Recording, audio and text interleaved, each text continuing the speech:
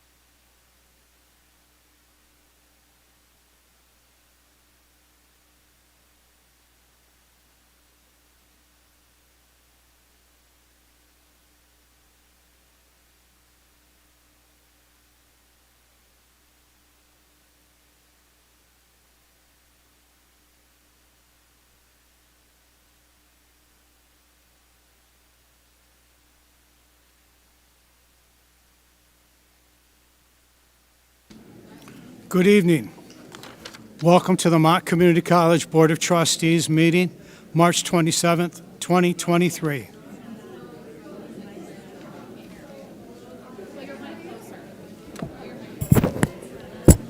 Good evening. Welcome to the Mott Community College Board of Trustees. He's got to take care of it. Jeffrey.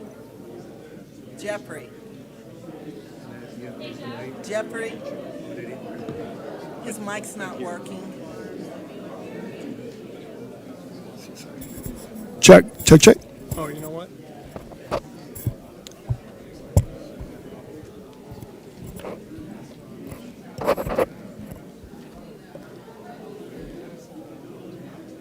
Yes, yep, I did them as, yeah, sorry, son.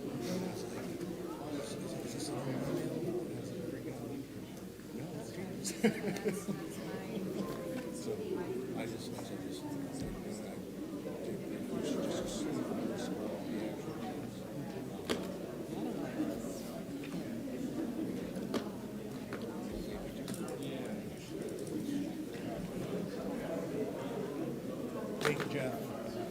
Appreciate it, thank you.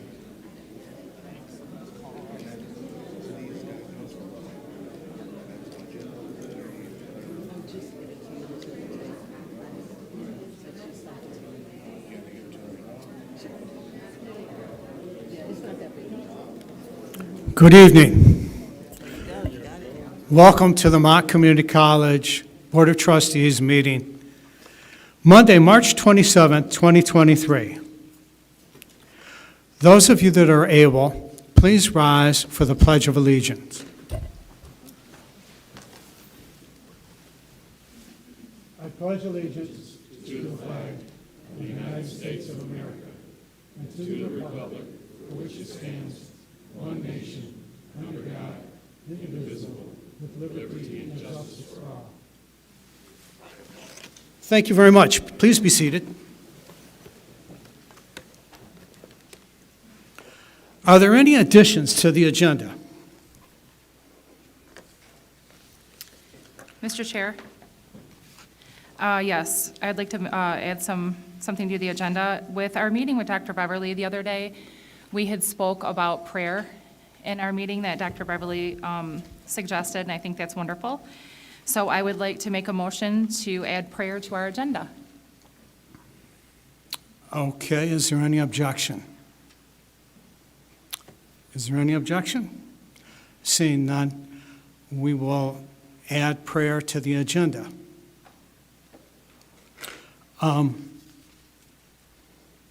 To be precise, where would you like it placed on the agenda? We can do it right after the Pledge of Allegiance. Okay.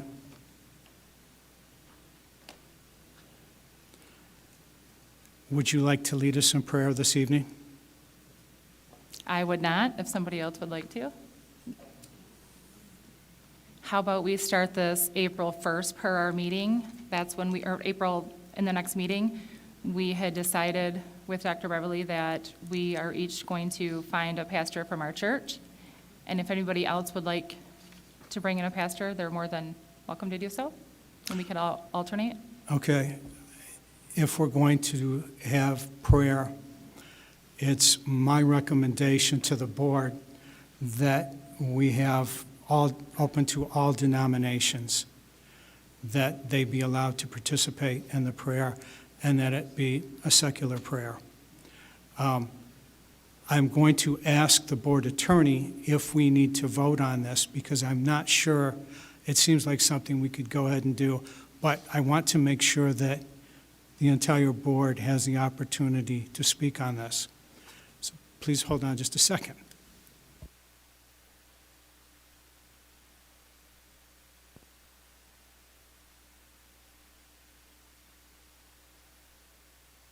I'm Bill Blaha. Is this on? I'm substituting for Amberly Brennan, who is south with her children on spring break. I did hear that this potentially could become an issue, and it was my understanding we were going to provide an opinion letter. I mean, just off the top of my head, what you said, Chairman, is that all denominations would make sense. Secular in nature would make sense, and that, you know, I want to make sure we aren't endorsing any particular religion, and we do issue an opinion letter, and we could have one ready. Your next board meeting is when? April. Okay. So with that, I'd like to be able to provide some greater direction and review it with the board, or Amberly will, and find a way to get this, if legally, on your agendas. Bill, I have one other Sure. question with this to you. When I served on the board the first time, we had a priest that used to do this. And he at one time made a mistake. And I think if we had it written out for each person of faith that's going to give the presentation, the prayer that day, so that they would understand, so we don't offend anyone in the community. And I'm sure that's what you're saying, but having lived through this, it was quite the challenge there for a few minutes. So, Just so I understand, are you contemplating having different denominations at a meeting or rotate them? as I understand it from Trustee Wilcox, after the Pledge of Allegiance, there would be the prayer, and it would be secular in nature. We would rotate monthly with perhaps Hindu, Muslim. Well, I'm not saying that. I'm saying each trustee can bring in whoever they want. I mean, this is prayer. It shouldn't be that complicated. Having lived through it, it is. Okay. It turned into a real challenge the last time. So I want to make sure we're covered. Shame on those people then. Yeah, we're covered with the legal. Yeah, I appreciate that. We have separation of church and state. The U.S. Supreme Court had recently allowed in a football game at the end where there wasn't a governmental function on the middle of the field and sanctioned a secular prayer. So that's just a generic response. But, at meetings and rotation is something that we need to be able to look into and provide some greater clarity to the board. Thank you. Does that take care of all your concerns and how you want to do this in April? That's fine. Okay. Is there anything else that anyone would like to have on the agenda? There is another item that I would like to add, and it deals with the president of the college. She has been offered an appointment to the Michigan Economic Development Corporation, and this seems like it's a really nice thing. She asked me if it was okay. We as a board make decisions collectively. Therefore, I would like to put this on the agenda in the sense that we can at least say, yes, we are wholeheartedly support, or no, you shouldn't. There should be no reason, in my opinion, as I'm putting this on the agenda, that we wouldn't want it. This is something really nice to have for our college and that our president's getting it. But I don't want to be the one that makes a unilateral decision. I want each of you to be able to have a say and also support it. So without objection, I would like to add this to the agenda. Without objection, we will add this under new business.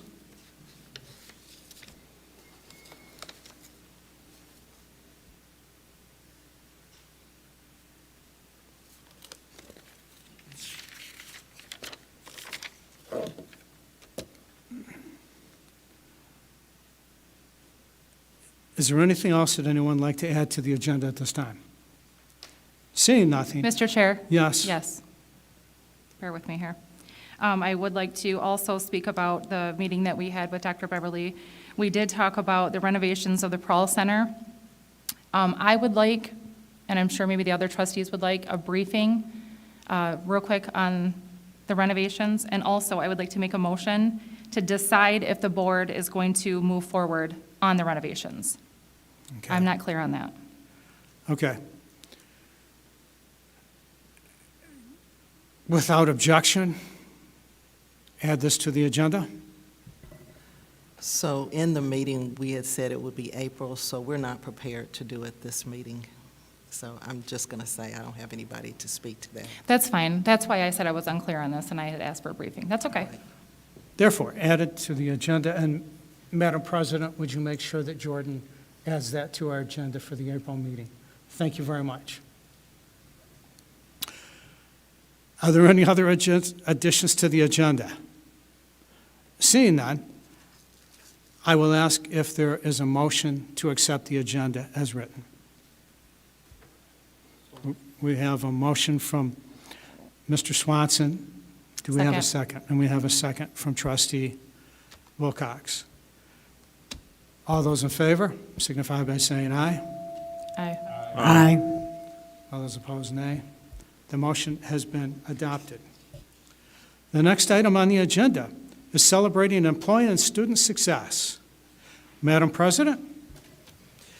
Yes, Mr. Chair, we have a number of people and offices that we want to celebrate today. I'm going to start with Jason Wilson, who's going to come forward and share about the Land Awards and about our recent victories with our basketball team. Please.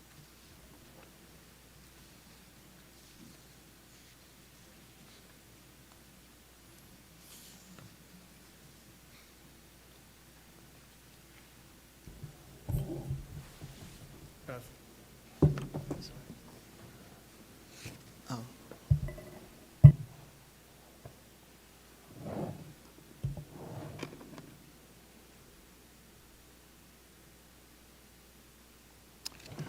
Okay, good afternoon or good evening. Thank you, Dr. Beverly, Mr. Chair, trustees. We have a lot to celebrate with our students. They have again distinguished themselves quite a bit at the Land Awards. The Land Awards is the liberal arts development organization that really spearheads and wants to keep the liberal arts active in our state. We have several award winners, so if you'll permit me, I want to read each one of them because they're truly deserving.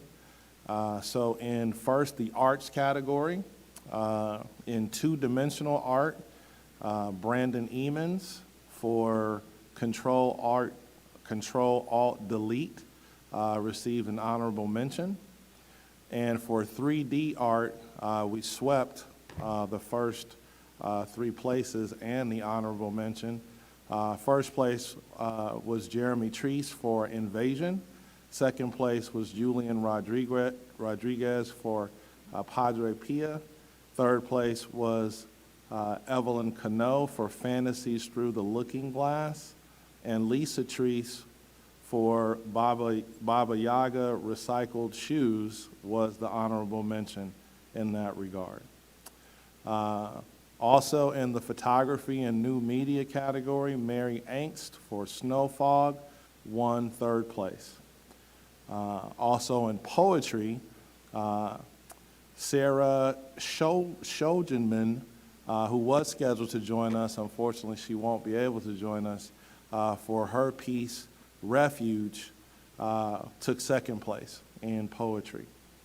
Moving on to the film category, for nonfiction documentary, 1st place, Checks and Balancing. This was Tisha Dunlap and Emily Pate. 2nd place, Flint Women and Black Entrepreneurs. This is Christine Lee and Tracy Leon, who I believe is here with us. Tracy? Tracy may be on her way. 3rd place was World of Wisp. This is Kenneth Pavlik. Honorable mention was After the Mat for Madison Labonte. That's nonfiction. In the fiction category, 1st place, Competent Criminals, went to Ethan Foster, Kenneth Pavlik, Emily Pete, Alexander Griffel, and Jeffrey Simberg. And then 2nd place, Beneath the Surface. This was done by Nefertiti Givens, Madison Labonte, Miguel Lemus, Aisha Muhammad.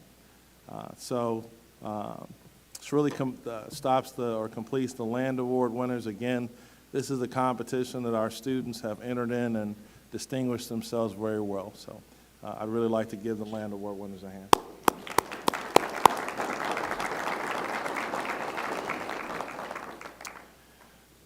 Next, I'd like to recognize 2 aspects of our great sports program. In a second, I'm going to call up Coach Schmidt, who can certainly speak to what's been happening with our men's basketball team. I also wanted to acknowledge or make sure the board knows that we last month honored the Ballinger family during a game. And I have a quick synopsis of that, if you permit me to read, from Al Perry, our athletic director, who's unable to be here tonight. On Saturday, February 25th, the Bruin Club of Genesee County and Mott Community College Athletics Department had a brief special presentation prior to the start of the men's basketball game to show our appreciation for the many contributions of the Ballinger family. Bill Ballinger was in attendance, and we were able to give him a commemorative plaque and a personalized framed jersey.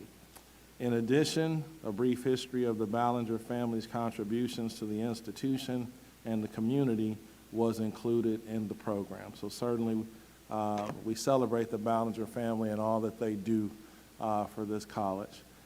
And now, to talk about our basketball team, if I could have Coach Schmidt join me at the table.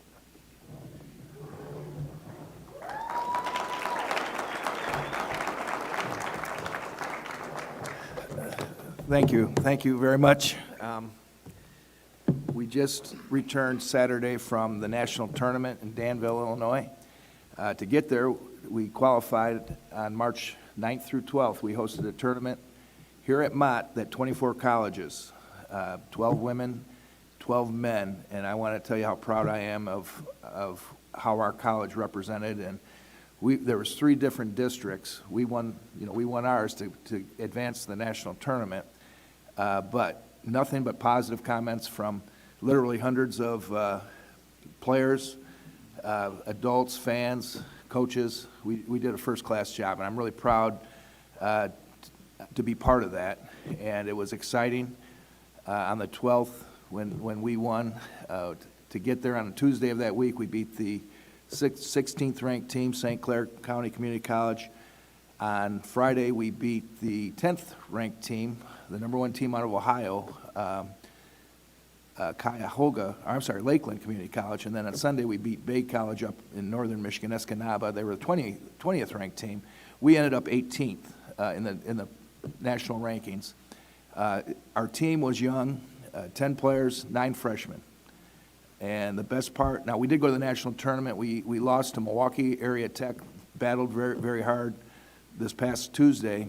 They ended up winning the tournament. We played them about as tough as anybody. Had an injury, a young guy get hurt, wasn't able to, we're a small team, pretty athletic team, but our 6'7", Vincent Mays, freshman defensive player of the year in our conference, he sprained his ankle and was unable to get back. But what teams do is the next person steps up. And we came back and beat a team out of Nebraska on Thursday and hit a shot at the buzzer to win. That was pretty exciting. Then we came back Friday, this past Friday, and played a really good team out of West Memphis, Arkansas. And they were good. We battled back and forth and came up short. Traveled home Saturday. And what's great about having a freshman team like we did this year is with continued work and development, we're not going to be a young team next year. We're going to be a better team. And ended up with 25 wins this season. Had the freshman of the year in our conference. Our conference was arguably one of the best in the country. And Mekhi Ellison out of Carmen Ainsworth High School was the freshman of the year in our conference. First team all conference, all region, all state. Nate Brown, he was third team all conference. And then I mentioned Vincent Mays was all defensive player, second team all conference defensive player of the year. So these guys got a bright future. I enjoyed working with them. As usual, this was our 11th time getting to the national tournament. No team has had more success. We've had 33 wins and now 9 losses, 4 national titles, 3 national runner-ups. Very proud of this program and appreciate all the support that we get here at Mott Community College. Thank you. Coach, please don't leave. So, if you've never been to a basketball game, there's a couple things you need to watch before the game starts and then after the game. When the game starts, the team players are all introduced. Our coach shakes hands with each one of the other players or does the fist pump. He encourages them. The other coaches don't often do that to our players. After the game, he does it again, and he also coaches the other team's players on how well they did. I like to sit and watch how this goes before and after. So there's a title we have for him for all the teaching he does, and it's coach. He's a coach. So I brought something for you on behalf of the Board of Trustees. Thank you very much for all the work you've done. It's the education and training that you do for our students that impress the heck out of me. Another thing, years ago I used to work out at the fitness center. I would see him practicing with his teams, but then I would also see him take players, VG's as a grocery store that used to be on Court Street, and it was quite often I would see him making sure that his players had food to eat. That's pretty darn impressive. That was before anybody else on the campus was thinking about doing it. This is the kind of people we all strive to be. This is what I hope that all of us attempt to be. So you don't have to open this now, and thank you very much for all your work. Thank you very much.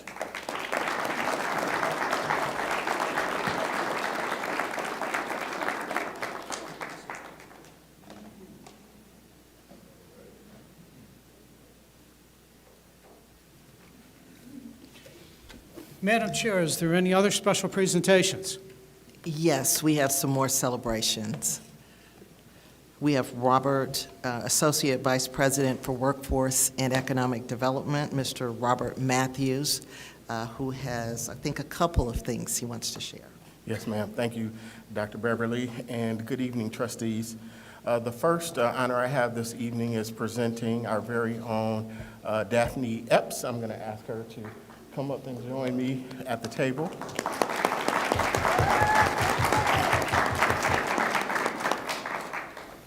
So Daphne is one of 12 Flint community residents who has been selected to serve on the City of Flint's American Rescue Plan Act Advisory Committee. That's a mouthful, but this team is going to be charged with helping the city of Flint make determinations around how they will distribute their ARPA grant dollars. The city is making $15.6 million available to community organizations, and she will sit with a team who will review those applications and make sure with due diligence that the funding is going to serve the citizens of this community in the way that those dollars are designed to. Her term will be for 6 months, and we just want to say congratulations to Daphne and thank you for your leadership and service.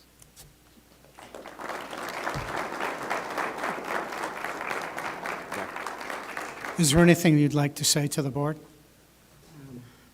Hello, everybody. Good morning. Thank you. Good evening, everyone. I am just truly honored to be able to represent not only my community, but my college as well. So that's it. Thank you. Thank you.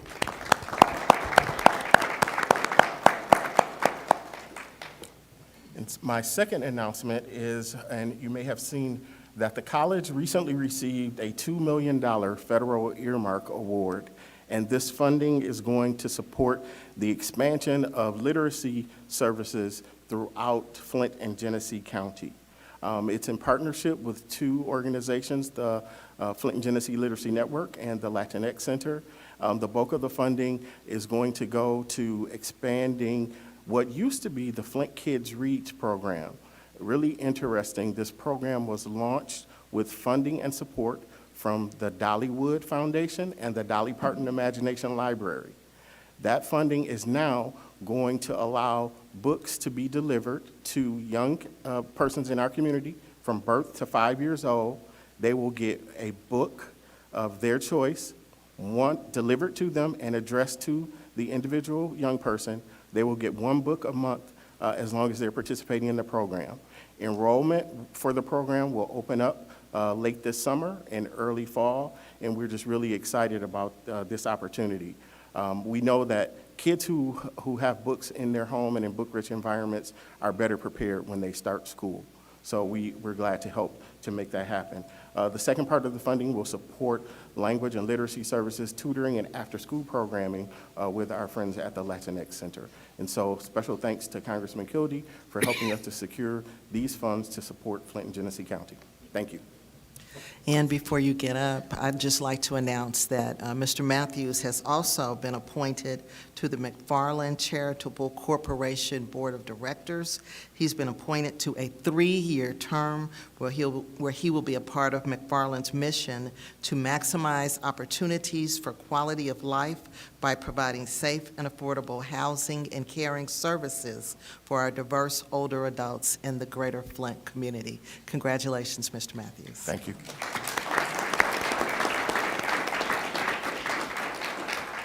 Next, we have Dale Wayhill, who's going to come forward, and Mr. Jim Scherter as well, I believe.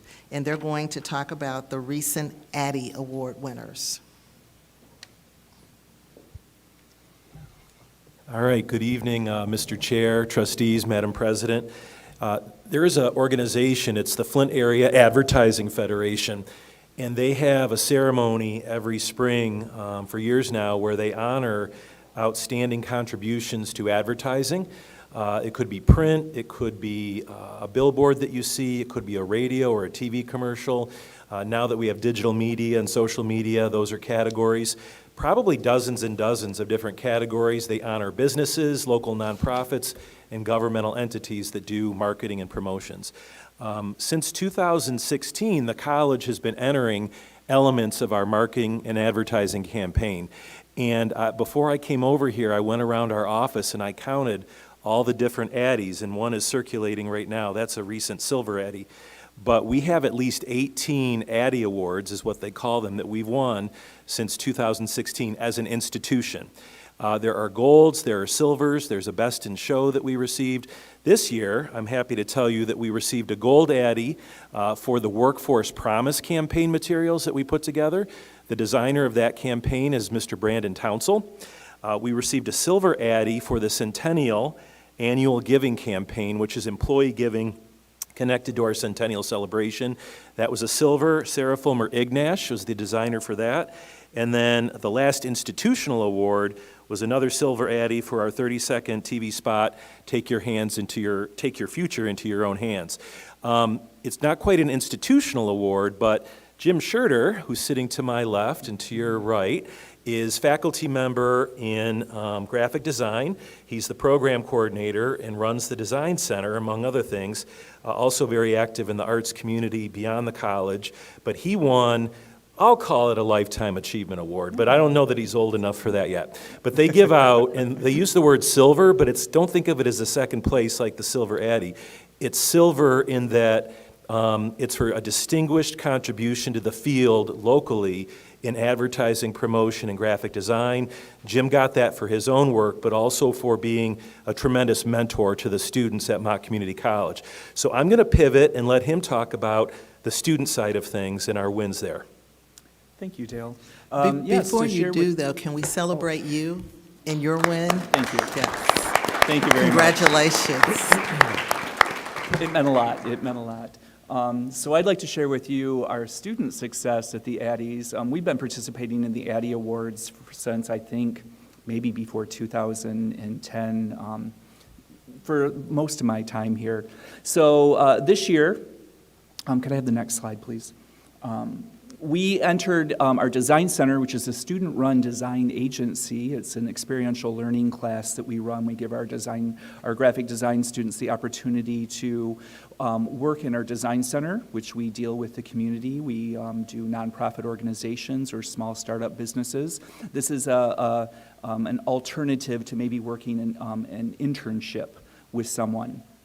So our Design Center worked with the Flint Art Fair, the FOMA group that runs that, to develop the 2022 Flint Art Fair promotional materials. And these are some of those, and we can go ahead to the next slide, that you can see. These are some of the pieces. There were probably over 50 different marketing pieces that they developed for this campaign, and we entered that on behalf of the students. This was designed by Mr. James Nagley, who is getting ready to graduate from our program, as well as a team of students that he had working underneath him, Lorena Haber, who is a recent graduate, Gavin Williams, who is also a graduate of our program, and Alexis Land. They all worked under Mr. Nagley, who was the art director for that project, and they received a Gold Student Addy Award in that category of promotional event materials. So that is a huge congratulations to them. This piece now goes on to the district level, which is for Illinois, Indiana, and Michigan, and their awards judging is happening sometime right now, so by April 1st, we should know if it received any additional awards. If it receives a gold there, it will go on to the national level. And these are some pictures of the evening where the students won. We also received some student scholarships. We had 3 students receive the American Advertising Federation of Greater Flint scholarships.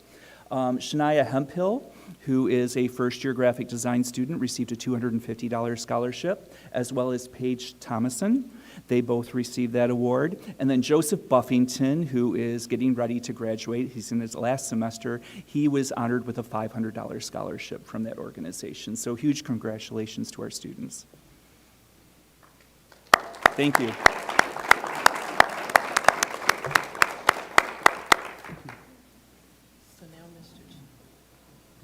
So now, Mr. Chair, we'd like to have Becky Belcher of Public Affairs Associates joined by Zoom to share what's happening in Lansing.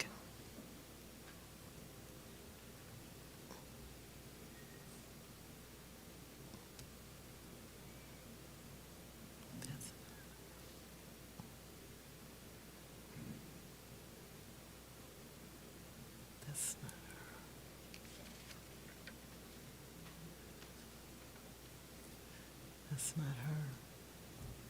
Hi, this is Kate. Can you hear me? You have the wrong person. Hi, Kate. Yes, I can hear There's Becky. you. Okay. Okay, great. Are you ready for the update? No, Yeah. no. This is, we're at. So I believe you Excuse already me. have a background. You just Excuse need an me. update on where we're going moving Excuse forward. me. Is that Excuse correct? me. Yes. We've got the wrong So person. given the circumstances surrounding, Excuse me, You it's went the on wrong mute. person speaking. oh, interesting. Okay, so given the circumstances Kate, surrounding the, Kate, we're not ready for you yet. it says the host is muting me. Becky, would you please So share? I'll keep talking, but if I keep going No, on mute, Kate, it's not me. please It says the don't. host is muting Please. me. Specifically that social security numbers were impacted. We are going to proceed with formal notification. Kate. Oh, Please I'm told to cut. stop.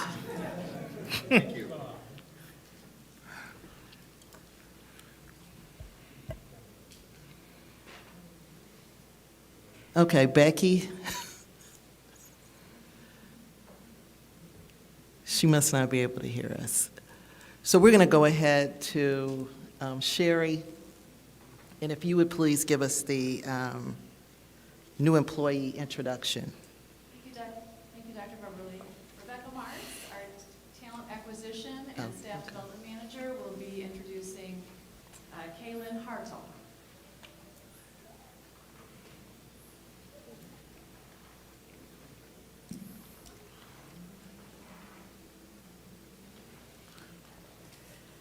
All right, good evening, everyone.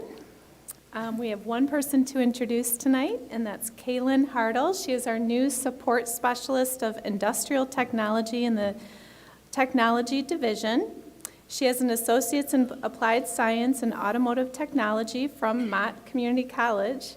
She started working at Mott as a student employee in the automotive lab, making repairs to vehicles and equipment, as well as organizing tools and supplies.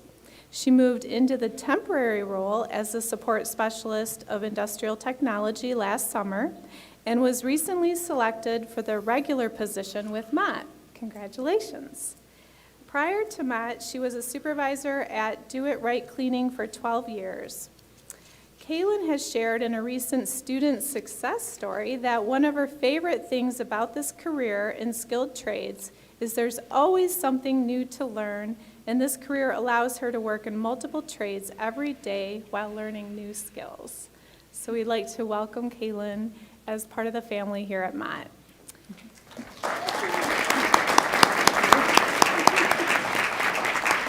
Caitlin, is there anything you'd like to share with the board? Okay, all right. Thank you. Thank you. Welcome. Thank you. So are we ready now for Becky? Okay.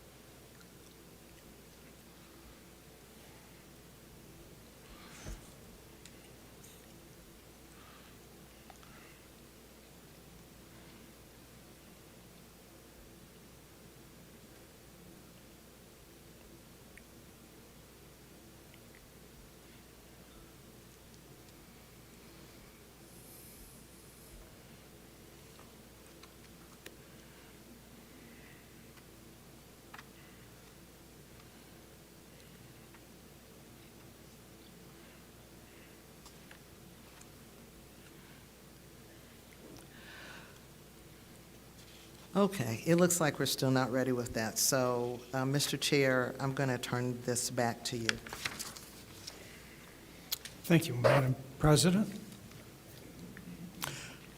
Are there any communications?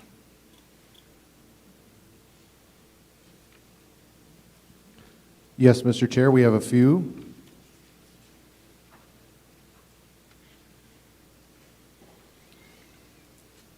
The first one coming from Reverend Freeland Thalkid of Grand Blanc. And they'd like to talk about concerning Dr. Beverly Walker Graffia.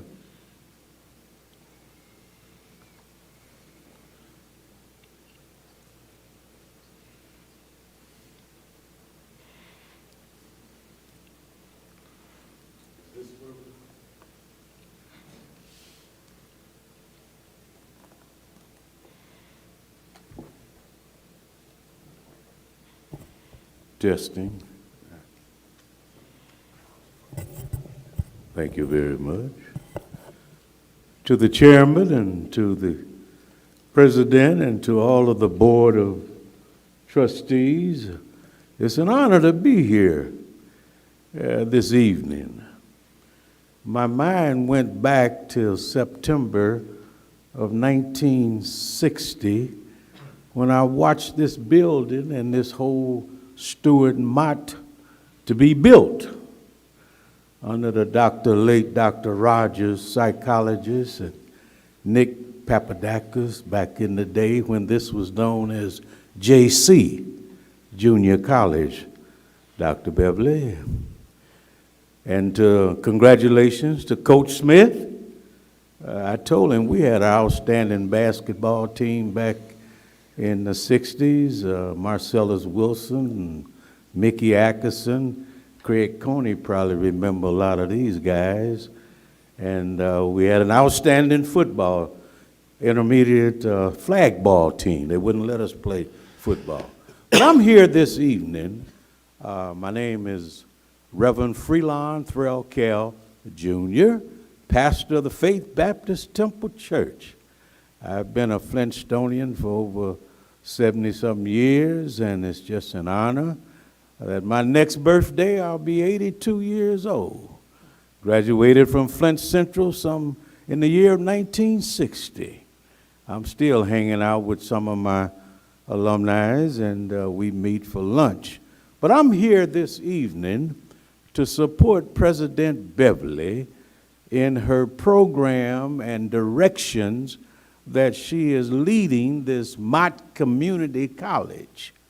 I heard through the grapevine that there may be some allegations or disgruntledness among you board members against the directions of what she's doing here.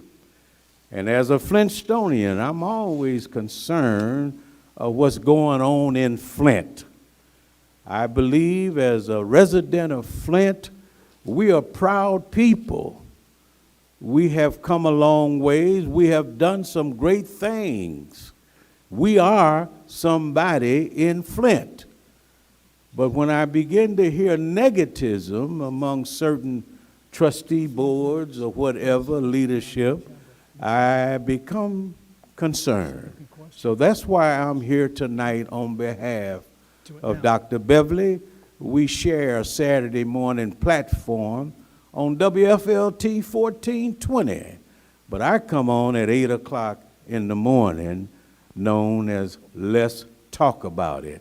And our mission is to cause people to stop, to think, evaluate, and then make a moral decision. So I'm here to ask the trustee board to prayerfully. Chair Okay. Everman? Excuse me. If I might just interject. So could perhaps some clarification, I'm supposed to be recording the time, but communications versus comments from the public, what is the line of demarcation? Yes, item number 6, communication. And is this the comments from did you jump to the Oh, comments? I'm at to the wrong public? station? Pardon? I can't hear you. Or I'm in church in the wrong pew? You called my name, didn't you? All right. I'm gonna have to. So there's miscommunication, it's supposed to be communications, but jumped ahead to comments from the public. So that's my Okay. apologies. Am I in order, Brother Chairman? Okay.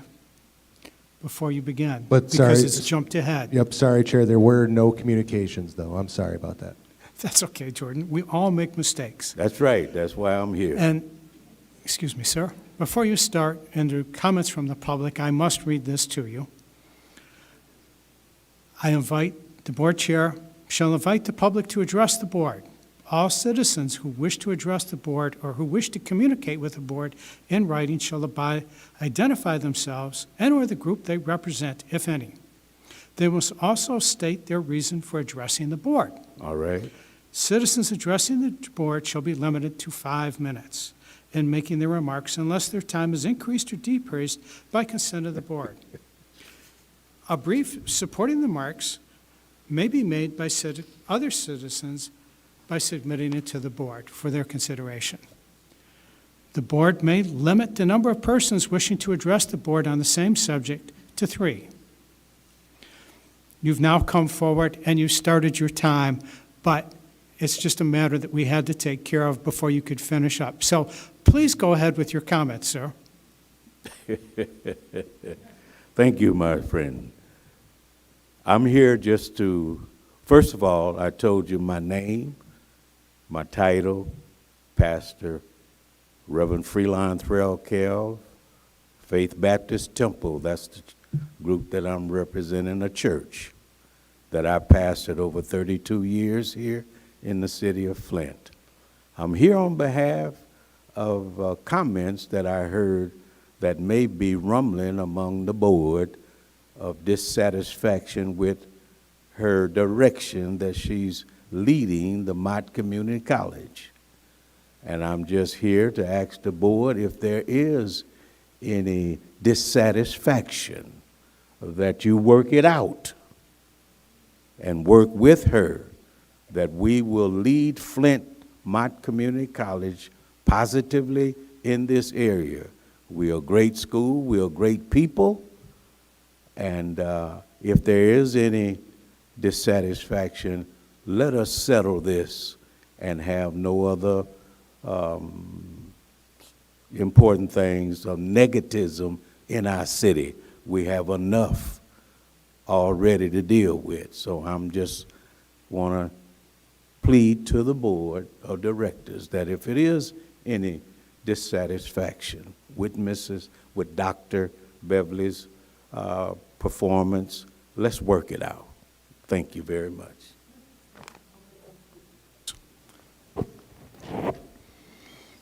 Jordan, was there anyone else that wished to address the board this evening? Yes. Matt Smith of Davison would like to talk about the support of the Board of Trustees.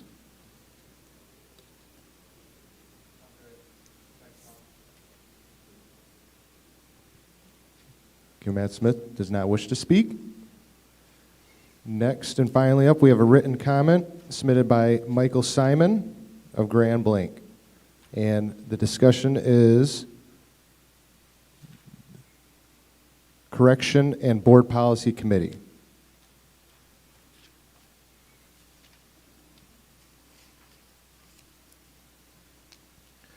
For those who don't know me, my name is Michael Simon, and for more than 14 years, I served Mott Community College in the Board of Trustees, in particular as Board Relations Coordinator. It was my honor to serve the college, the board, and the community in this role, and I'm grateful for the skills I developed during this time, particularly those in the areas of policy development and corporate governance as I continue to use them in the private and nonprofit sectors. With my departure came a gap of historical knowledge, and as a result, some items are inadvertently reported without the means to ensure that they are accurate. Though minor, I feel like the board should have the correct information on a couple of items as you move forward. During your organizational meeting, it was indicated that the board chair automatically serves as the ACCT representative. While the last 3 chairs have reserved that position for themselves, it is not an automatic appointment. Any trustee may serve as the ACCT rep, provided they are not currently serving on the ACCT board, as Mr. Reyes does currently. At your last meeting, the chair appointed himself as a member of the policy committee, citing the former chair, Lenore Crowdy, as also functioned in this role. This is incorrect. The previous policy committee consisted of Sally Shaheen, Joseph, Dr. John Snell, and Celia Turner. Mrs. Crowdy was never a member of the committee. This brings me to the actual purpose of my comments. The Board Policy Committee. As someone who was involved in the previous review of board policy, as well as the author of several of your policies and revisions, I consider the policy manual a significant part of my professional legacy, and I can confidently attest to the policies in the current forms are the result of committee members, administrators, and consultants who performed extensive research and due diligence to ensure that policies were created in the best interest of students and employees, but also in full compliance with local, state, and federal statutes. This is not a task that trustees should attempt to engage alone, and I sincerely hope that it is not your intent to do so. The previous policy committee benefited by working with the administration, and with retired GISD Superintendent Dr. David Spathelf in the creation and compliance alignment of the entire policy manual. Dr. Spathelf made sure the policies were drafted in a fashion where policies were overarching, allowing the administration to create specific rules and guidelines rather than placing those directly in the policy. This allows for the administration to make changes based on specific trends and circumstances and prevents the board from getting involved in the day-to-day operations of the college. I am sure you will find that this is a standard practice among community colleges nationally. In addition, when they tackle human resources policy, the law firm of Collins Blaha, who currently serves as your attorneys, were consulted. They assigned a brilliant associate who practically rewrote your Section 5000. That attorney's name, Amber Lee Brennan. Finally, I urge you to avoid seeking to change policy for the sake of changing policy, or in order to use it to advance a specific agenda. Actions such as these are counterproductive and harmful. As trustees, it is your duty to do what is best for the institution. I recall during the appointment of the last policy committee, a trustee demanded to be included as part of the committee. Although his request was not granted, he was given the opportunity to meet with members to offer suggestions for revisions. While some of his questions were accepted, others were not. These include suggestions that the code of conduct policy be removed, as well as the policy requiring a public safety officer to attend meetings, which he likened to enlisting in a police state, while not realizing it has been created in part due to his history of boorish behavior. Despite being given a chance to provide input on Section 1000, he spitefully and intentionally voted against the amendments, as well as other policy amendments during that time. Coincidentally, this trustee sits before you as both policy committee chair and board chair. Your board policies may not be perfect, but they constitute a solid foundation that enables you to provide Mott Community College with good and effective governance. Describing them as defective, as the chair did a few months ago, is too pejorative. They were written so strongly that many have not needed revisions for more than a decade. Schools from across the state and nation have used them as a template towards their own guidelines, a fact I know firsthand. Again, I hope that you, as you begin this process, you do so with the promise to be thorough and well-informed, with the understanding that your actions affect students, employees, and the community as a whole. Finally, if I may offer some suggestions, the college's history is changing too fast for Policy 1110, college history, to keep up. You may wish to revise it and simply explain that a running account of the college's history will be maintained by the president and/or their designee. Same for Policy 1130, mission statement. I also encourage you to amend the Code of Conduct Policy 1325 to include where trustees annually sign a document attesting that they will adhere to the provisions of policy. In the same spirit, Policy 1361. Mr. Jordan, his 5 minutes have been up. Okay. Thank Mr. Simon for his comments. Are there any other? That will conclude public comment for today. Thank you very much, Mr. Jordan. Mr. Chairman, Yes, Mr. Daly. I'd like to grant Mr. Simon another 5 minutes in his communication in order to finish it completely. Okay. There is a motion on the floor. Is there a second? Second. There's a second from Trustee Wilcox. Is there any debate? All those in favor signify by saying aye. Aye. Aye. All those opposed signify by saying nay. It passed. So let's continue on with it. In the same spirit, Policy 1361, conflict of interest, should include a provision requiring trustees annually sign a conflict of interest form. I'm proud to say I initiated this process for trustees during my tenure, and I believe it should be codified within policy. Given the chair's long history of reluctance to sign these documents, I am certain that this suggestion will not be considered, but I feel that it would be a significant step by trustees to show transparency and the willingness to lead by example. Thank you for your time and best of luck. Thank you, Mr. Simon. Thank you, Jordan. And that concludes everything, correct? That is correct. Thank you. Okay. We now move to approval of the minutes. Approval of the special meeting for January 23rd, 2023. Is there a motion to approve those minutes? So moved. Is there a second?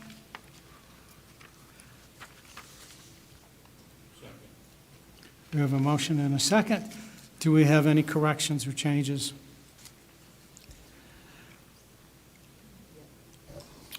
Yes, Mr. Chair.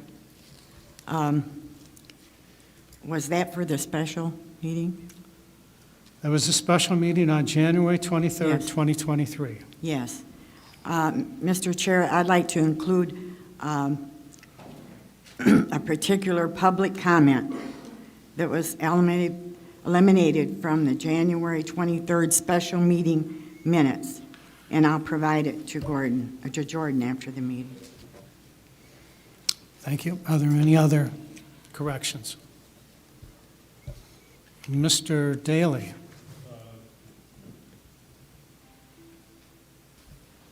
Point of inquiry.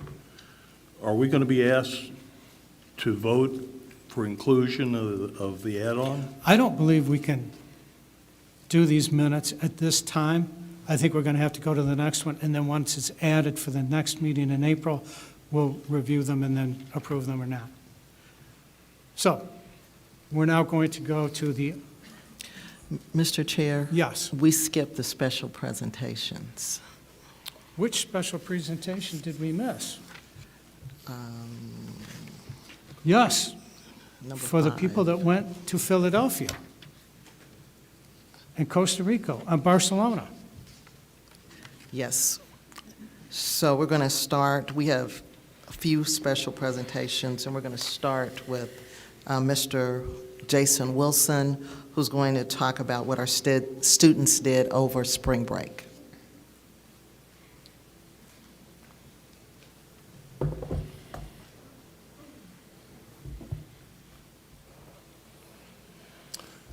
Okay, thank you very much. Our students and our faculty have been very busy and global, and so I want to bring them up separately, domestic and global. I'd like to bring them up separately and let them report to you on what they have done. We'll start with our Mott Clowns, our clown troupe. It's a very famous group led by Dr. Brian Ivory, and I believe Dr. Ivory has brought with him from the troupe Dominic Rensa, otherwise known as Sneakers, Kate Woods, otherwise known as Scruffy, and Reagan Herr, my favorite, otherwise known as Sniffles. So we'll bring them forward.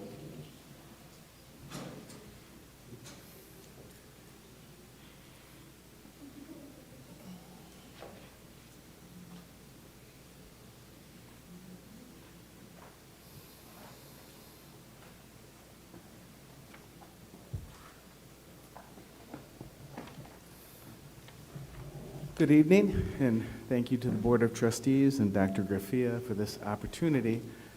We've been asked to share with you about our experience in Philadelphia.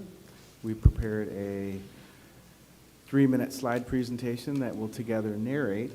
But before we get into that, we'd like to just know that the students have been in training for the past 8 weeks leading up to spring break. They learned the art of clowning, makeup, costume design, and they also rehearsed right here in this room their anti-bully comedy magic show. I have 3 clowns who will just share with you about the troupe and their experiences in Philadelphia. And Aaron, if you would, please start that slide presentation. Okay, so we are the Mott Campus Clowns. We're going to be highlighting our alternative spring break, which meant we did service, but we'd like you to meet our student clowns. This is Speckles, Honeybee, Cosmo, Sniffles, who was a student at a show about 10 years ago in Flint, Kit Kat, Pancakes, Muffins, whose sister Ruffles was also a member of the clown troupe, Zammy, Sneakers to my right, and Scruffy to her right, and I'll turn it over to Sneakers. Hello. So in Philadelphia, it was a great time as we went to a bunch of different schools and boys and girls clubs showing our anti-bullying comedy magic show. And the time we had there was really important to the kids that we were with because the teachers told us a lot about the bullying that was around those schools. And it was just really important to us and them knowing that it's okay to be yourself and to treat everyone with respect. Along with the comedy show, we read a couple books to them, and it was just all around good time. The importance of our show was the main point of going to Philadelphia, and along with hanging out with all the kids with love and kindness. So another thing we do as a Mott campus clown is parades. We call the act of clowning in a parade curbside clowning. We tell jokes, we take selfies with people, and we distribute goodies like clown noses and stickers. I absolutely love clowning in parades because my favorite part of being a clown is the one-on-one interactions you get with the public. There are just so many different kinds of people in the world. Different people react differently to clowns, and different people will laugh at different jokes. And it's just really cool to get to experience everything community service has to offer while dressed as a clown and having lots of fun. So in addition to clowning and parades at the elementary schools and at the Boys and Girls Clubs while in Philly, we also had the unique opportunity to go out in public after some of our shows. So yeah, that was quite interesting. We had a lot of looks, but more importantly, we got a lot of laughs. And on one of the slides, we got to sing our special birthday song to a little girl in public. We also went to quite a few museums, such as the Independence Hall, Liberty Bell, Muter Museum, and the aquarium, and we also went to Franklin Institute of Science. We get a lot of support from folks here at Mott Community College. Dr. Graffia, Jason, Kevin, a lot of the departments support the work that we do, including public safety and printing. And we'd just like to thank the Board of Trustees, Dr. Graffia, and all the staff who support the work that we do with the Mott Campus Clowns. Thank you. Thank you.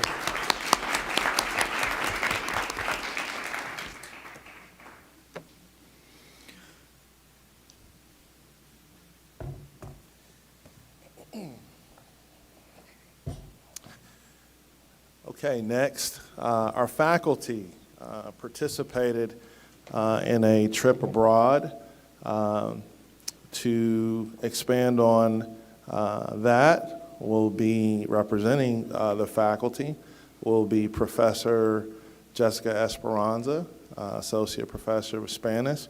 Jessica will talk about the work that we're doing abroad, and if you recall, we talked about the IDEAS grant, I believe it towards the end of last year, and so this trip is really, oh, you guys were here too. All right, so Jessica, Chuck, and Carrie, I didn't know they were here, I'm sorry. They're gonna talk about their experience here. Jess, take it away, you guys sneaking up on me.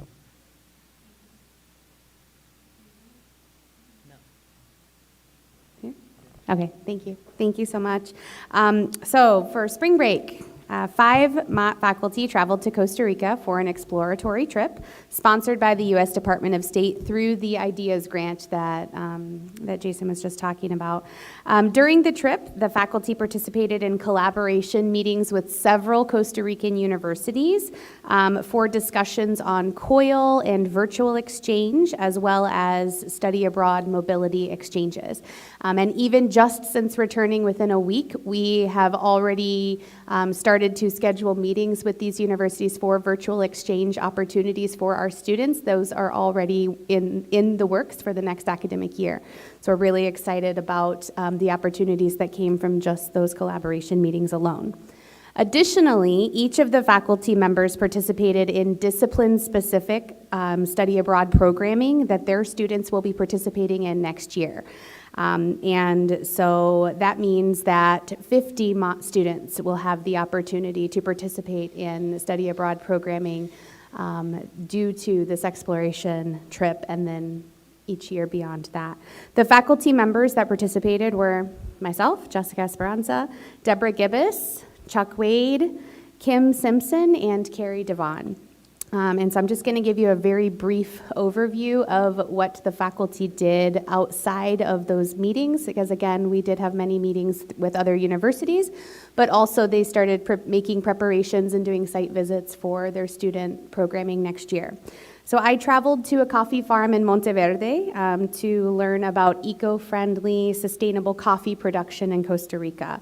And the goal for my students is to use their Spanish to communicate with all of the workers on the farm and the local families as well. My students will participate in this program March 2024. Professor Deborah Gibbous provided ESL lessons to students in San Jose, to children in low-income communities who would not have otherwise had any opportunities to learn English. Her students will participate in that same programming in March 2024 as well. Professor Chuck Wade, he traveled to Camaronal to participate in sea turtle conservation. Definitely the coolest trip, in my opinion. He's got a line of students already waiting to apply for his trip. And his biology students are going to be participating in the programming that he set up in May 2024. In San Jose, Professor Kim Simpson engaged with adults at an adult daycare to help them with skills for daily occupations. Her occupational therapy students will be participating in that program in March 2024. And Professor Carrie Devon traveled to Quepos to collaborate, lots of things, local organizations to explore sustainable business and tourism, and providing very unique business experience for her students, and they will participate in that same programming in 2024 as well. And so we're just very grateful for all of the support from Dr. Beverly and all of you and the college in general for providing these opportunities to be able to offer to our students. Thank you.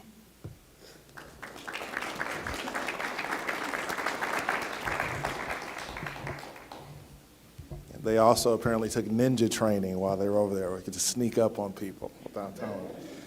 Last, I'd like to call up Chef Handy, Mark Handy, and several of our culinary arts students who traveled to Barcelona, Spain, to interact with the Culinary Institute of Barcelona.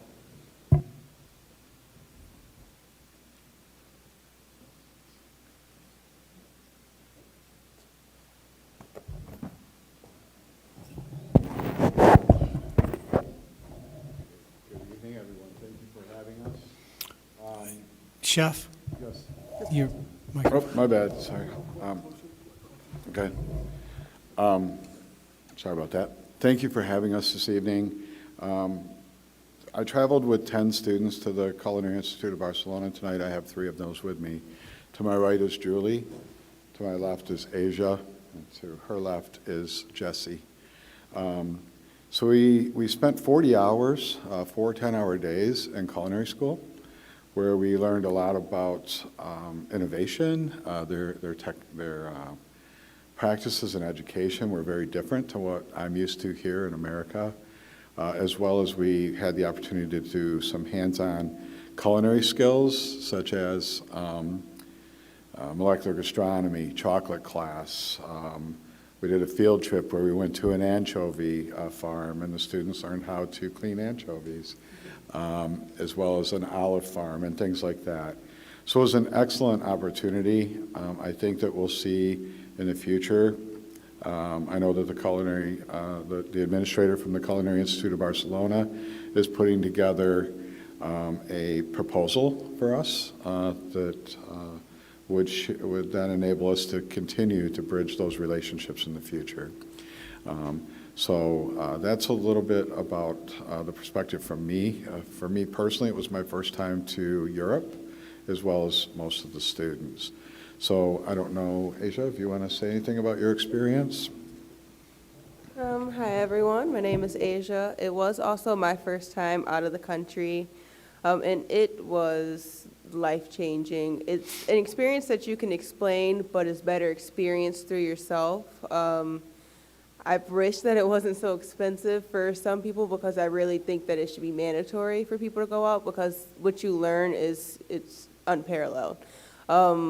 the food, the way that they speak about the food, and the way that they like to teach you, like you can just see the love and just how incorporated it is, and what am I trying to say? And how great and how much they respect it. Whenever they speak about an ingredient, they can tell you exactly where the region comes from and things like that. And not that we don't do that here, it was just a special thing to learn over there and learn how great they were, not only at teaching us, but how willing they were to teach us and how nice and friendly they were. And any question that we had, they answered.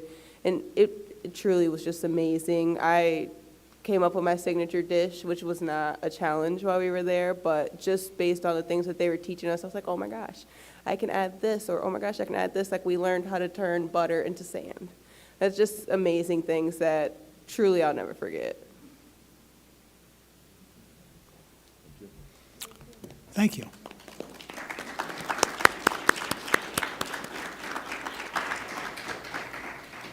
Next, we'll have the budget presentation and the water report by Mr. Gothrop.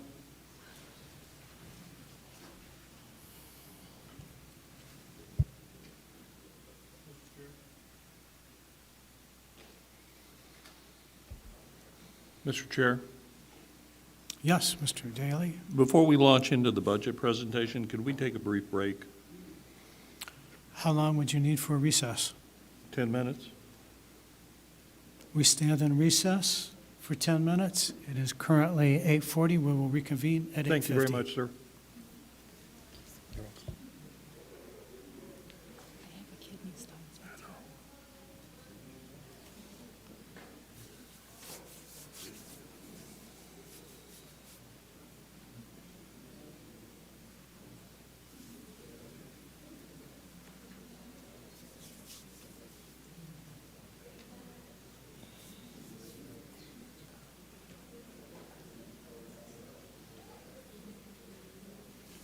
So how you been?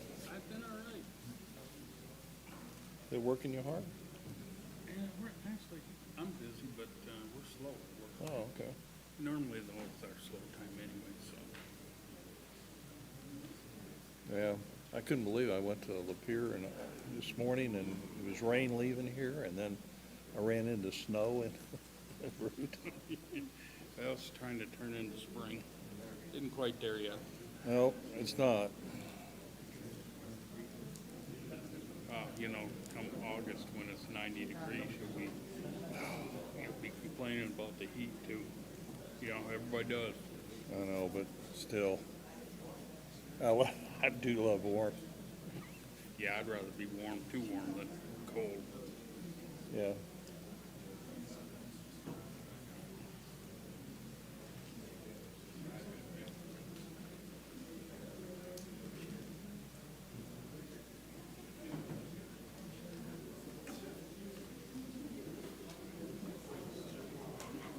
I'm sorry you were busy, couldn't make it to the meeting on Oh, Wednesday.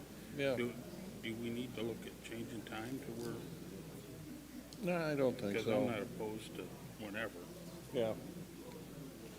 No, that was what happened was that week was our annual County Road Association meeting in Lansing. Oh, okay. And Well, you gotta take care of work first. my loyalty goes to whoever signs that check. Absolutely, absolutely. So, Well, if it's a problem or whatever, let's talk about it. We'll switch it around to where Art can be there and.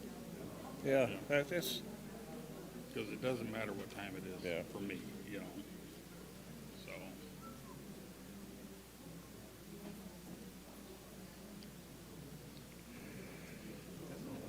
It seemed like some of the things on the miscellaneous does it really require an action, or is it just a request? Like, I'm sure if we asked for it, we get it, like updates for. What, the updates? Yeah, like Yeah. all the or the miscellaneous things that are added on, or like, do we need that? We just ask for it. yeah. It's like, Once we don't get have the to report demand that it. you. Yeah, we don't have to demand it. Yeah. So.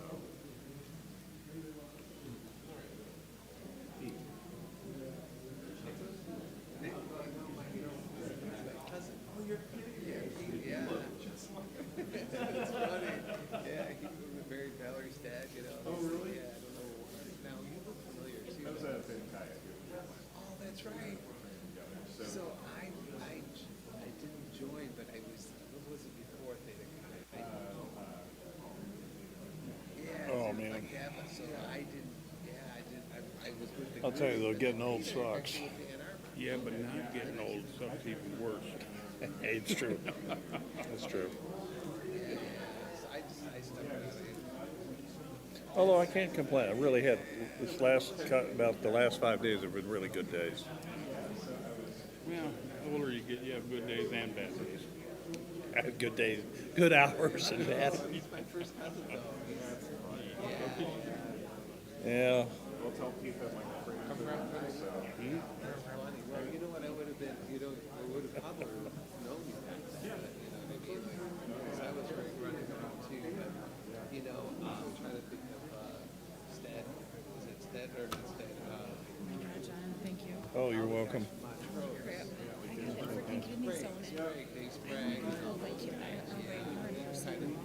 Yeah. I know. I've had kidney stones. As soon as you said that, I said, "Oh my God!"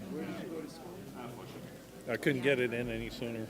I just went to, because I was having pains up in here. Yeah. And I'm prone to making these stones. I've already had 8 lithotripsies. Oh wow. So my left one, my mic is on. Oh. My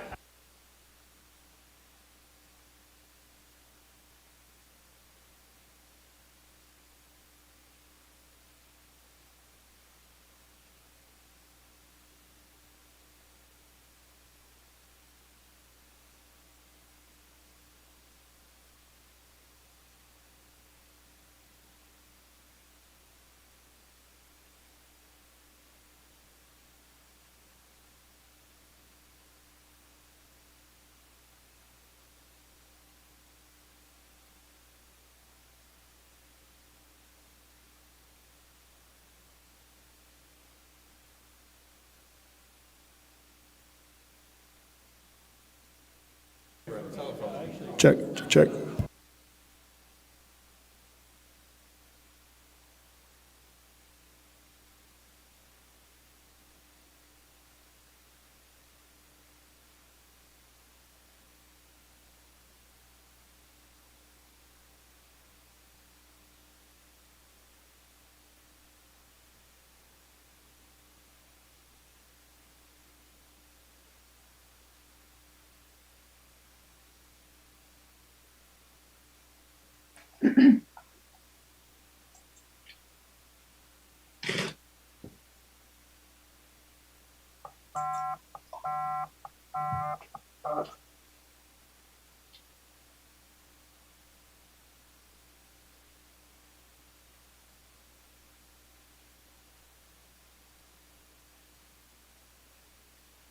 Test, test, test, test, test.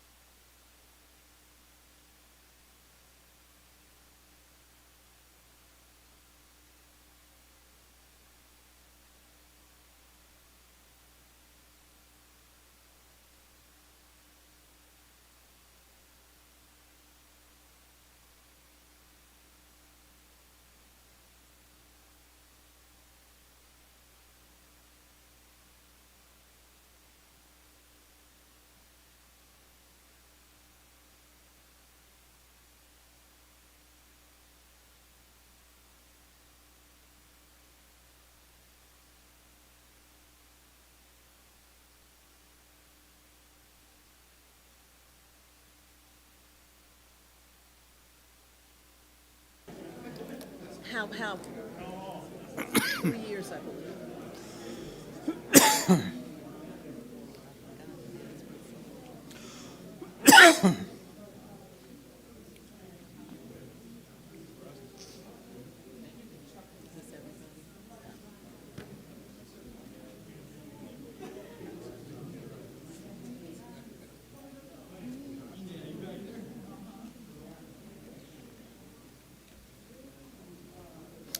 The meeting is now reconvened.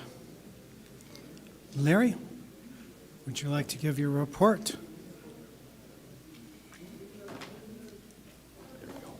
Thank you, Chair Everman. So I am here tonight to give you a budget presentation along with the tuition recommendation that I went over in the committee meetings, but I did want to go over again for you tonight in case that you had some time to think about it the weekend and had any questions. So let me get started. So considerations in the recommendation are Board Policy 7300, state aid, property taxes, investment in Ballinger trust income, HERF savings from prior years. These are all the income items that we have, other financing sources and uses. Inflation clearly has to be a component of any decision that we make, or recommend, excuse me. The student impact, that's extremely important as well. And then the, also in addition to this new tuition, State of Michigan tuition restraint language that's in place. And finally, financial stability. That really needs to be the center of all of our decisions that we make, any recommendations that I bring forward to you. So I'll go through the board policy. It's 7,300 tuition and fees. It reads, annually in consultation with the president, the board will set tuition rates for the college. 2 statements. The first statement, the president or his or her designee will develop an annual report on recommended tuition based on projected college revenues and expenditures, comparative study of other community colleges and the local college university market. Statement 2 just goes to show the different types of tuition that we have in district, out of district, and then in, or out of state, excuse me. So the revenue, the funding pie looks kind of like this. It looks different than it did in 99-2000. I think it's important to note. 1/3, 1/3, 1/3 was kind of the rule, the rule of thumb that we followed. You can see in 99-2000, it was closer than it is now. State funding was $15.7 million. Fast forward to 22-23, you can see that tuition is clearly the largest segment of our pie now in the revenue. State funding is at $17.9 million, while that is $2.2 million more than it was in 99-2000, which is a considerable amount of money. But if you divide that by 23 years, it's not even close to keeping up with inflation. So we've been much more tuition reliant in these last few years. The other percent's going up as well, as I explained. We have HERF funding, the Higher Education Emergency Relief Fund, which is over at June of this year. And then also, going forward, our other component back in 99-2000, also the 5%, in addition to the Ballinger trust income, there was also a considerable amount of investment earnings. We're going to start seeing that again. As I explained before, the inflation, while it's been a killer to our expenses, it also helps for those who are saving and are able to invest and get more back. So it's kind of a buffer or a hedge against that. Another thing I need to mention is that the state of Michigan did enact tuition restraint language, started last year. It will be, we're told it will begin this year as well. Last year was 5% or $226, whichever is greater. This year we're hearing 4.5%, and the dollar amount is, I think it's less than $226 actually. But again, it's whichever is greater. Why is that significant?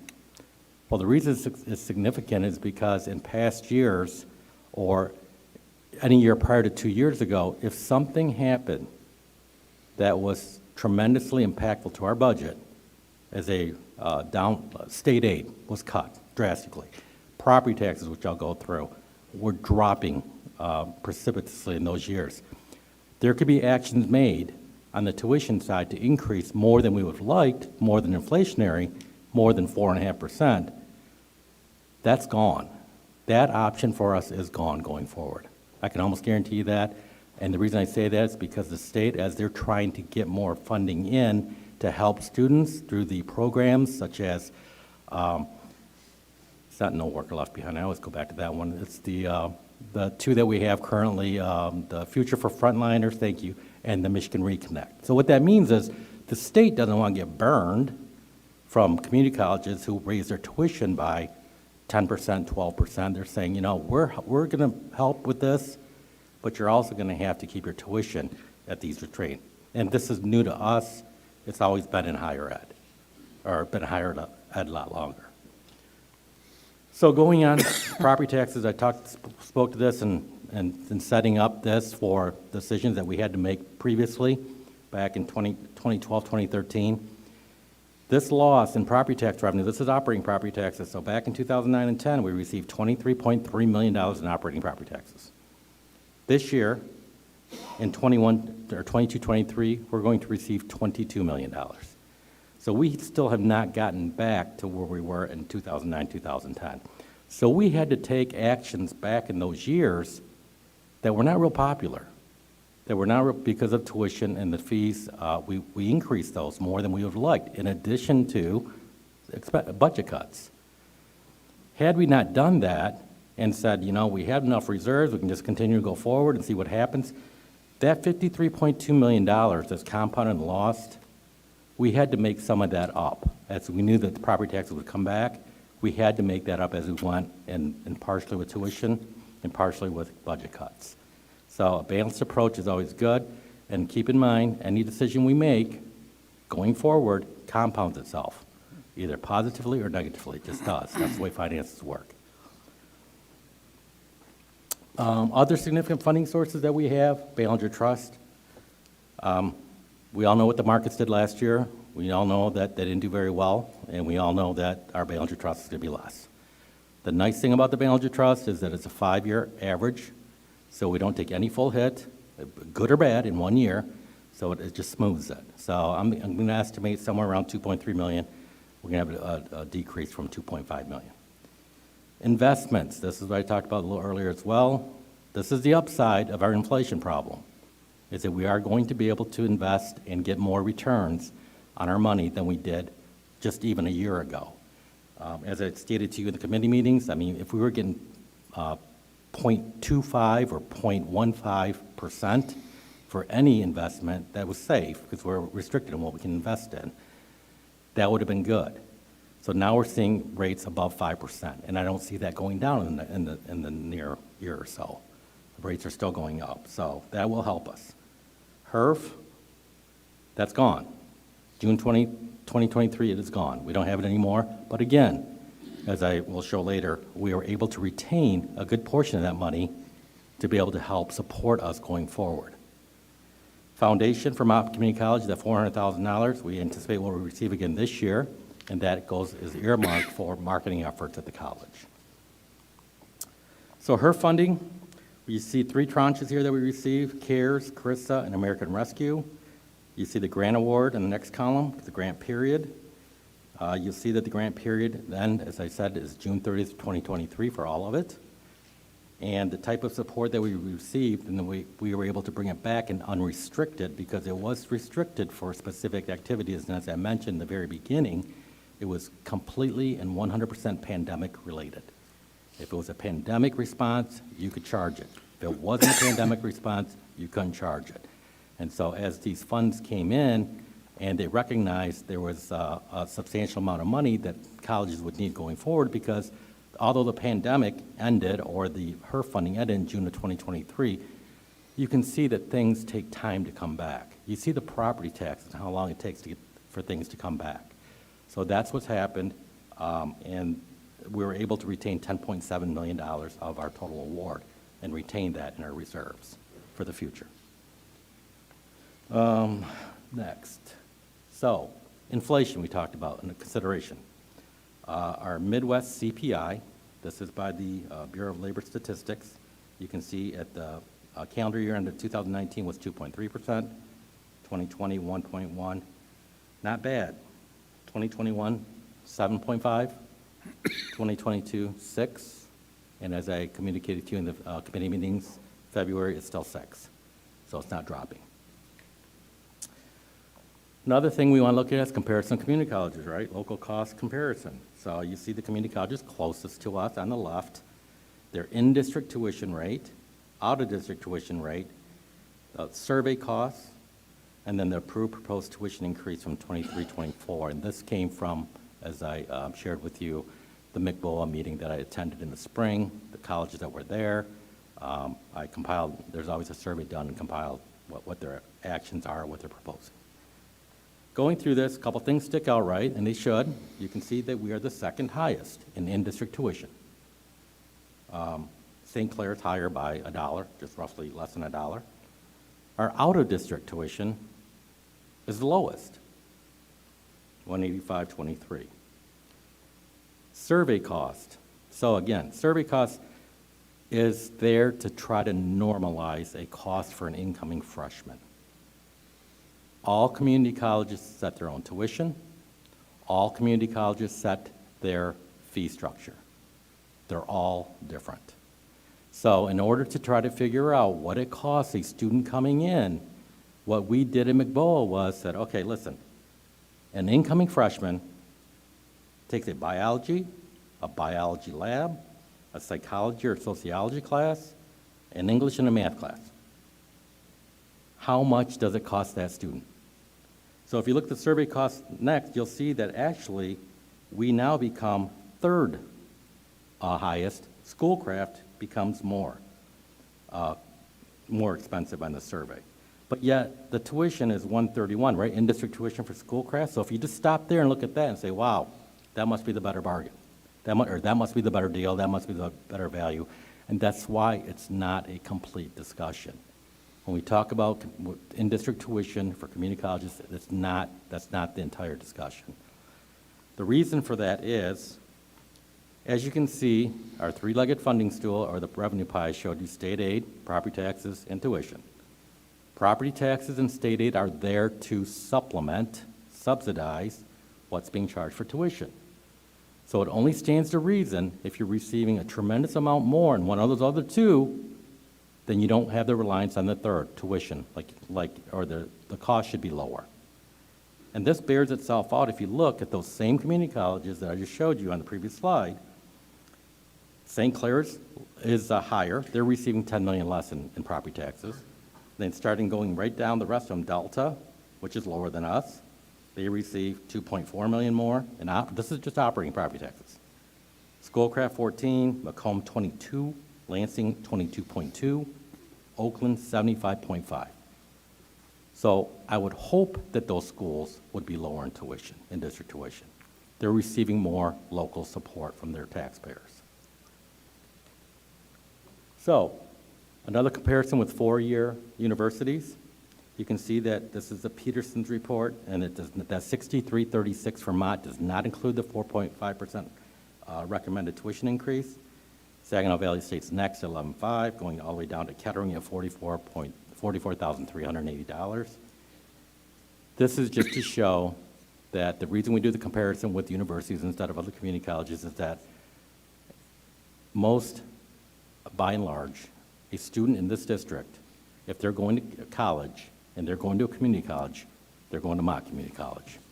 They're not going to go to Oakland Community College. They're not going to go generally there because if you go back on another slide that I showed you too, they have to pay now out of district tuition, not in district because they're not in that district.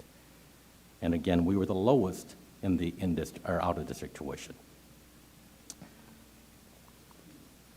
So, past tuition actions that the board has made, 2020-21 academic year was 0.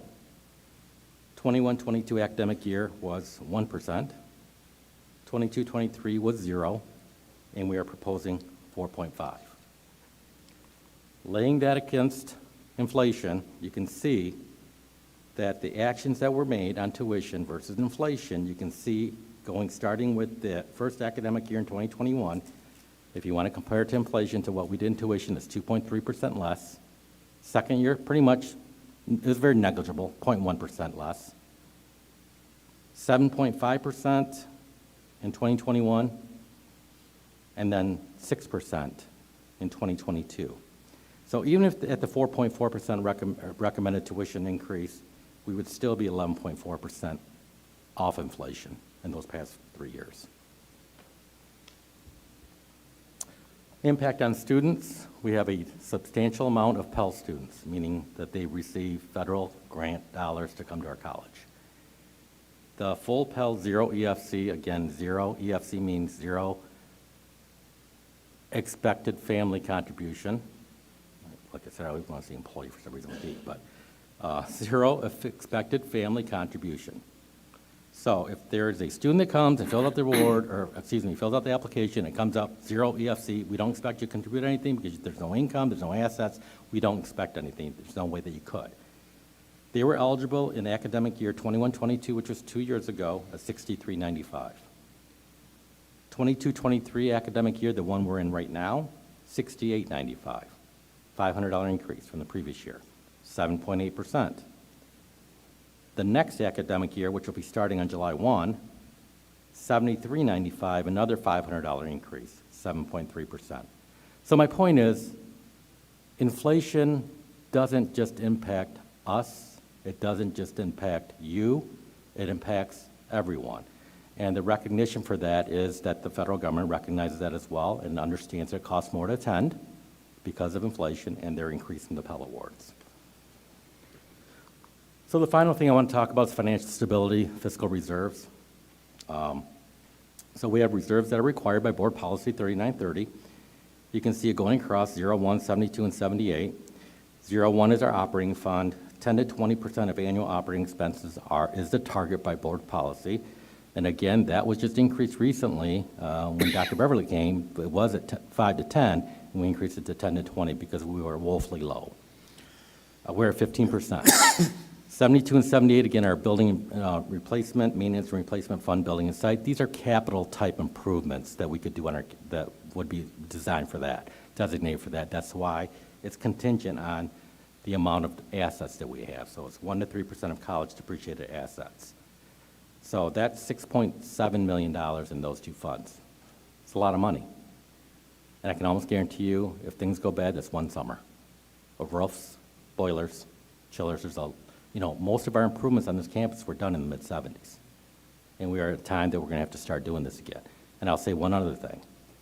If it wasn't for our bond funds, this would have to be a minimum 5 times more. Minimum. So we're very grateful, or not, no, we're very grateful. We're extremely, lost the word. It's very good that we have the bond funds, let me say it like that. So anyway, this helps support that, and that's why the requirement levels are as what they are, because we have the support of the taxpayers and the bond funds to be able to rely on. So bank investments, non-debt accounts, and the reason I say non-debt accounts because our debt accounts are restricted to repay debt. They have to be kept separate and we can't spend them. So Fund 01, you'll see Chase Bank, $17.4 million. As I said before, this is a snapshot in time. At that point in time, we captured it. That's how much was there. That changes daily. So we generally are using those for compensating deposits against bank fees.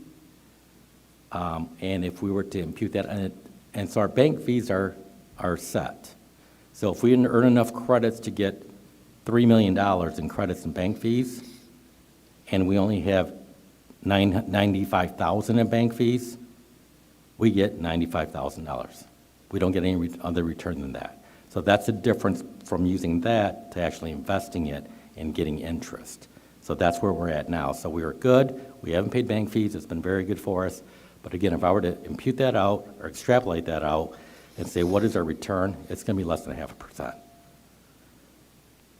You can see the MyLaugh that I talked to you about. The board just set up the policy to start that in February.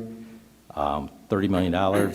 We're getting an average of 4.74% on that $30 million through June of this year. Fund 72 and Fund 78, again, those are reserve accounts and unallocated $72 that we have. We have multi-bank securities. Those are staggered certificates of deposit. Those were not returning a lot either, but until recently, and now we're seeing, like I said, in the 5% range on what I'm gonna call short-term money, less than a year. And then I also want to know, make sure that you understand that $12.5 million of this is the deposit from the CS Mott Foundation that they put as a down payment on the Prowl project that we're investing in as well. So that ends my budget and tuition recommendation report. Thank you. Before you leave, trustees, do we have any questions? Yes, Mr. Freeman. So in summary, where we're currently at, I mean, going back to one of your earlier slides, is that costs are going up across the board, operational costs, you name it. And then we can only have an incremental increase in what we're getting in property taxes because of, is it Hadley? Headley. Headley, yeah. So it's 1%, is that? No, it's 5%. Oh, 5%, that's or right. Inflation, whichever is Okay. less. But that's just a slow and steady kind of rebuilding that probably started in mortgage meltdown 2008 that we're still kind of rebounding from. And we have no guarantees of increased state support either. No, we do not. So really at this point, you know, you look at, I wish I were Oakland County with their tax revenue that they bring in. But so I guess the alternative is that we diminish, you know, what we can provide and become financially, potentially insolvent coming up in the future, in summary. So. Are there any other questions for Larry? Mr. Daly? I thought the chart that you showed us where you showed Mott Community College tuition costs versus the four-year institutions was a very interesting chart. And it kind of is a little ringer for me that any type of relationships we're going to have with the 4 years, we've got to take a really good look at from a financial perspective to ensure that we continue to offer the students a high-quality education for at least the first 2 years at a low cost, that option remains open to them. Right. And we're seeing a lot of huge increase in operational costs. Not only the cost itself, but also the length of time it takes to get any type of complex equipment. Now, it's not uncommon for it to span an order, say for a truck, to span one or 2 physical years. Now we're seeing it span 3 physical years. And you couple that with inflation, and it makes budgeting significantly more difficult. And I will add, as far as inflation and escalation of costs, you know, food has been a huge one, so we're not that impacted by food. But where we are is energy. And I will tell you that we buy our energy in bulk, our gas in bulk, and we go through a third party to buy it. We can buy up to 3 years and fix the price.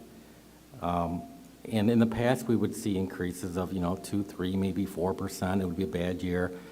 Starting this year in October, we were over to buy. We have until June to buy. We were over 55% increase in our gas. It's dropped now down to 37, and it's still ticking down a little bit. So we'll hold out until June. Unless it spikes, then we'll jump in then. But we can't lock in like we did before with savings on the energy that we were able to before. That's a significant increase for us. Yeah. And then the last question is, what steps are you taking to ensure the distribution of funds in bank accounts? A good question. So this all comes from the whole, everybody's looking at this now with all the bank failures in 2008 that happened. Those are investment banks, and now we have the Silicon Valley Bank. So we're never, ever going to be able to FDIC insure all of our money. It's just not going to happen. And the reason for that is the way it's structured within the current investment policy that we have, that we operate under. In order to do a CD, which right now deposits are $250,000, there has to be a physical location in this bank, in the state. We can't do Community Bank of Montana or whatever and start putting those deposits with those. we could do that then and get insurance on all of it. So what we did, that MyLife Trust, the investment trust, which is highly liquid and highly safe investments that they're doing, mainly U.S. Treasuries, right? And for those people who, with SVB Bank, they said that's what took the bank down was the Treasuries. What took that bank down was a run on the bank, and they had their money tied up in zero Treasuries, or 0% or 1%, or very low yielding Treasuries, and they had to sell those at tremendous losses to become liquid again. So Treasuries are still the safest investment we're going to get that's not FDIC insured. So that's where we're parking a lot of it, other than the CDs that we have at multi-bank securities at $250,000 each one. Mm-hmm. Larry, this goes back, you were here when Dr. Schenk was here. I was. And he always encouraged the board to make small increases in tuition. That way that there would be no big one. And with the price of eggs as high as they are, though we don't buy many eggs, it just shows the amount of inflation that the students' families are having to pay just for food. Right. So, are there any other trustees that have a question for Larry? Thank you for your presentation. Thank you. I think I have one more. You just are the man of the moment. I think this was requested, the water, so we'll get started with that. Can someone load that up for me? Is it next? Okay. There we go. All right, perfect. So you'll see Mott Community College Water Main Campus Filtration, and it has Larry Gothrop and Larry Kohler. Well, Larry Kohler is no longer here, obviously. And the point of that is that I need to take you back to October 19th of 2015. That's when this was presented. So the historical perspective and all the work that was done by this college was memorialized in this presentation. So I wanted to share this with you and then just go forward and let you know what we've done since, and then take you up to the boil notice that happened on February the 10th. So just as history, I think everybody knows, we talked about the deterioration of Flint City water and all the steps that took us there, from the Karen Gandhi water, the Detroit not providing the water anymore, and all the steps that went through. Take us all the way to City of Flint reconnects the Great Lakes water back on October 16th of 2015. So I won't go through each one of these steps, but this is kind of a history of what happened. Clearly, the water in Flint was corrosive, and it's evidenced by this picture here of a nail, and this came from Dr. Mark Edwards and the testing that he did. So we then did our own water testing. We said, listen, we need to do a comprehensive test. Obviously, we had to hire a company to help do it, to take those samples too. We tested for 100 potential contaminants. Each found elevated levels of some contaminants, not all contaminants. And then we found that they were not consistent either in the sampling that we did. September was different than February. So actions to date as of October of 2015, we went to the leadership meeting and let these following actions. We installed faucet filters where water is directly consumed, which is a Bear Bistro, Applewood Cafe, Culinary Arts areas, cosmetology, staff and break areas. Keep in mind, Applewood Cafe and Culinary was still on main campus at this time. We installed water coolers for faculty and staff. We also reduced the cost of retail bottled water through the Bear Bistro and vending machines. So we worked with them, those retailers, to drive the cost of the vending machine water down too, and they helped with that. So we had discussions with the board, engineered a building level filtration solution. We also were working with Kettering and U of M Flint. They were in the same situation we were, getting the water from the same source. We were conducting testing over the next week, analyze results, and then try to come up with a filtration strategy, and then we'll bring our conclusions to the board. So I skipped a slide there. Can you take me back? I'm sorry. Fat finger. Thank you, Aaron. So long-term solution was recommendation from an engineering firm that we would have Crystal Quest water filters, which are the hydration stations that you'll see throughout campus. It has a bubbler unit and then also a fill station on the bottles. We're installing in 13 buildings. We purchased direct from the manufacturer, and then we got sealed bids to get the installation performed. Then you'll see the implementation schedule started in September 2015 and in December of 2015, and we completed in December 23rd, 2015 of all the installation of the hydration stations.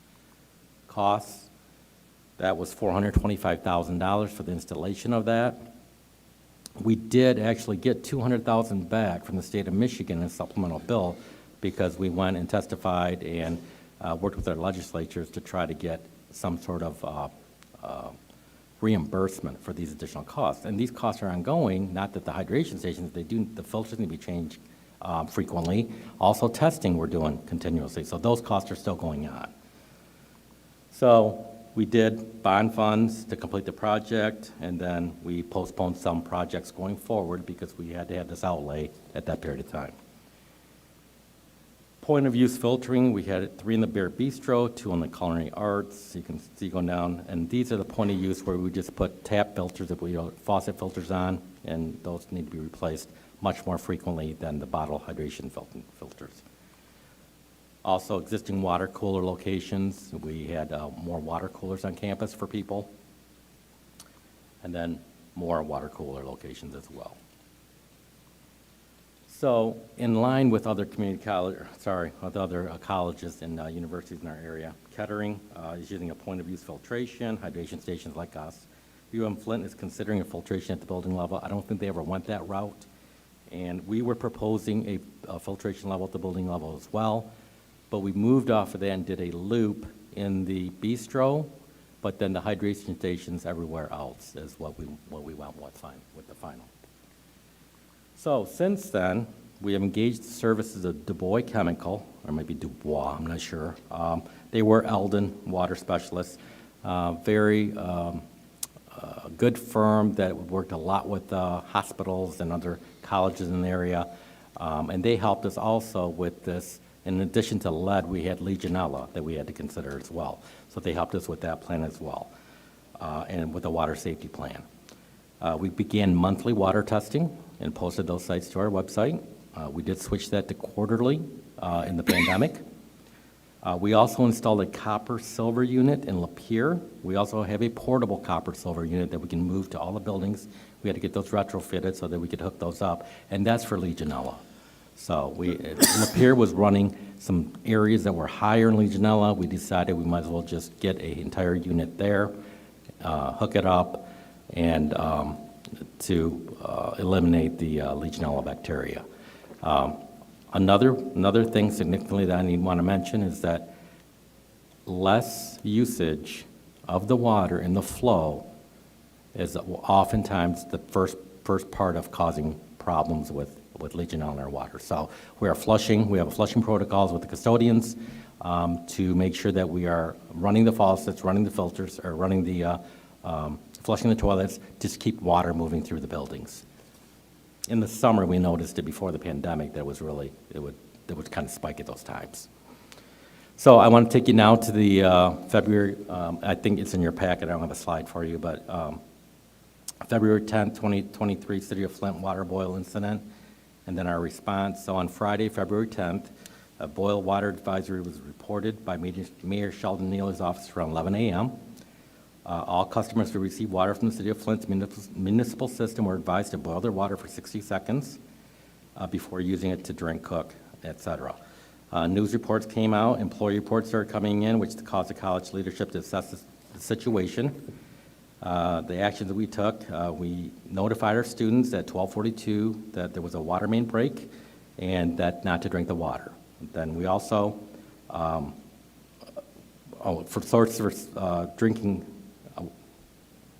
drinking water, signage placed on them until the water boil advisory was lifted, so do not drink on all the hydration stations, do not use. Monday, so the following Monday, the boil advisory was lifted by the City of Flint at 10:15. Michigan Department of Environment, Great Lakes and Energy, EGLE, recommended flushing, filter changes, and aerator cleaning. So the college, based on that, we started our response. In the early afternoon, the custodial staff began flushing the water lines on campus. The initial flushing took place in custodial closets, which allowed us to move water more quickly. By late afternoon, staff had removed to replacing portable sink filters, then onto bathrooms to flush sinks and toilets to get the flush through. All water filters were replaced, with the exception of the hydration stations. So the decision not to replace the hydration stations was made for 3 reasons. The filters are large enough to withstand loose sediment that may break free once liners are pressurized. The filters were changed approximately 6 weeks previously, so they're relatively new, and they last for 6 months. We currently have all bubblers locked out of campus, which restricts use to only individuals who have a container, meaning that the bubbler units would not be susceptible to having the larger sediment coming through. So by midday on Tuesday, February 14th, all water lines have been flushed and all sink water filters have been changed. Wednesday, we sent out an all-clear message to employees. Thank you. Are there any questions? Seeing none, thank you, Larry. Okay, thank you. Okay. Next, we'll have Jason Wilson and Robert Matthews to talk about accreditation and enrollment.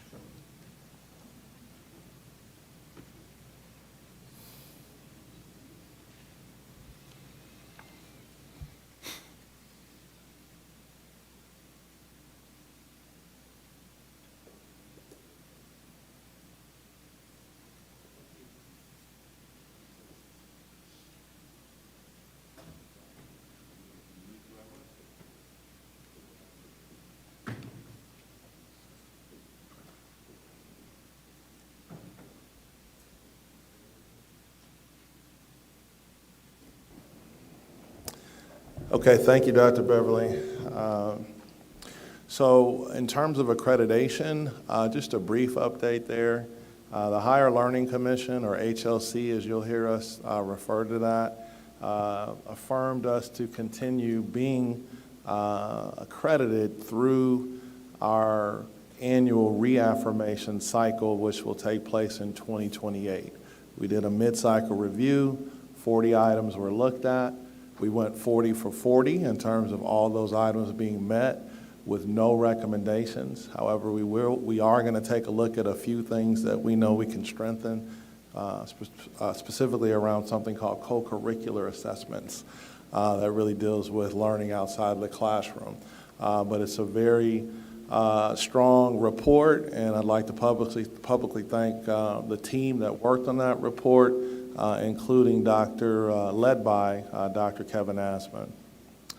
Also, within the space of accreditation, our dental programs, dental assisting, dental hygiene, were reaffirmed through their report.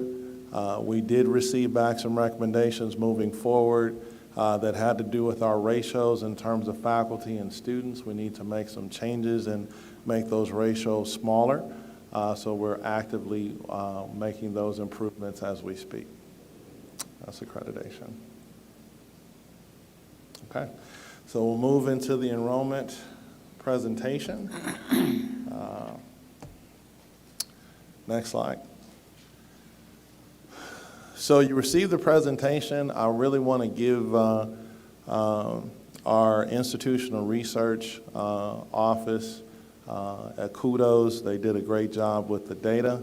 I want to run through the data. I also want to start us with really a definition of terms. These will be terms that in this presentation and subsequent presentations, you will often hear me use these terms, so I'll talk about those. We'll look at our trends over 5 years. We know that the request was for 3, but we felt like 5 would really give a clearer picture. We'll look at that same time frame through the lens of GISD, which has been our primary feeder of students for the college, and then we'll kind of close up with a conversation around distance education versus online learning. So to start with the definitions, enrollment, contact hours, credit hours, and enrollment status. These are 4 key terms that you'll hear me reference in terms of enrollment whenever I'm talking about enrollment. First, enrollment. Enrollment really refers to headcount, the number of students that we have enrolled at a given time. You'll hear me talk about that in the space of a semester. I may tell you, winter enrollment is this, fall enrollment is that. You'll hear me talk about that over a year. So 2022 enrollment is this, 22 enrollment is that. You'll also hear me talk about that, as we'll do tonight, year over year in a more longitudinal fashion. But that specifically refers to the number of students that we have, the head count that we have.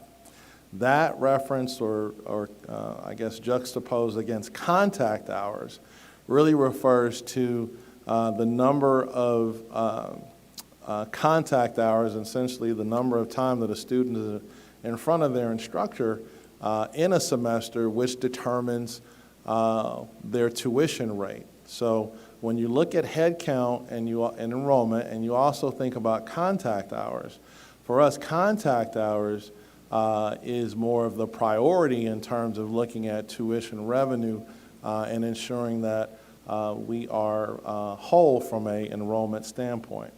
That very much lines up with credit hours. So the number of classes that a student takes, credits, also improves or increases the number of contact hours that a student takes. And then that juxtaposed also with a student's status, enrollment status. We'll get into the numbers, but I would tell you this before we do: if we're in a stretch where we have a decrease in the number of students that we have at the college, it's very important for us to have as many full-time students, or students that are taking more credits, than not. So having fewer students taking more credits essentially is the strategy that we have addressed moving forward. Next slide. Some additional definitions. Retention really anchors our strategy. That's looking at our students returning from one year to the next. We'll have the conversation about distance education, really a limited approach to online, and now online learning, which is really a scaled approach to where we are in reference to after the pandemic. Thank you, Jason. Good evening again. So I'm going to talk about the courses offered through the Workforce and Economic Development Division. These are non-credit courses, and they are really in a wide variety. So they could range from a personal hobby or enrichment course like motorcycle safety, to something that is offered to a corporate entity that might be like OSHA or a leadership course, and then move on to something that is more like our workforce training programs that are focused on career training, like our medical assistant program, or something like one of our Google IT software programs. They really focus on persons being able to gain new skills and credentials. Sometimes it's a third-party credential or state licensure. And these courses are not counted in the overall enrollment, but we do report the enrollment numbers to the State Center for Educational Performance and Information, and also to the Voluntary Framework for Accountability.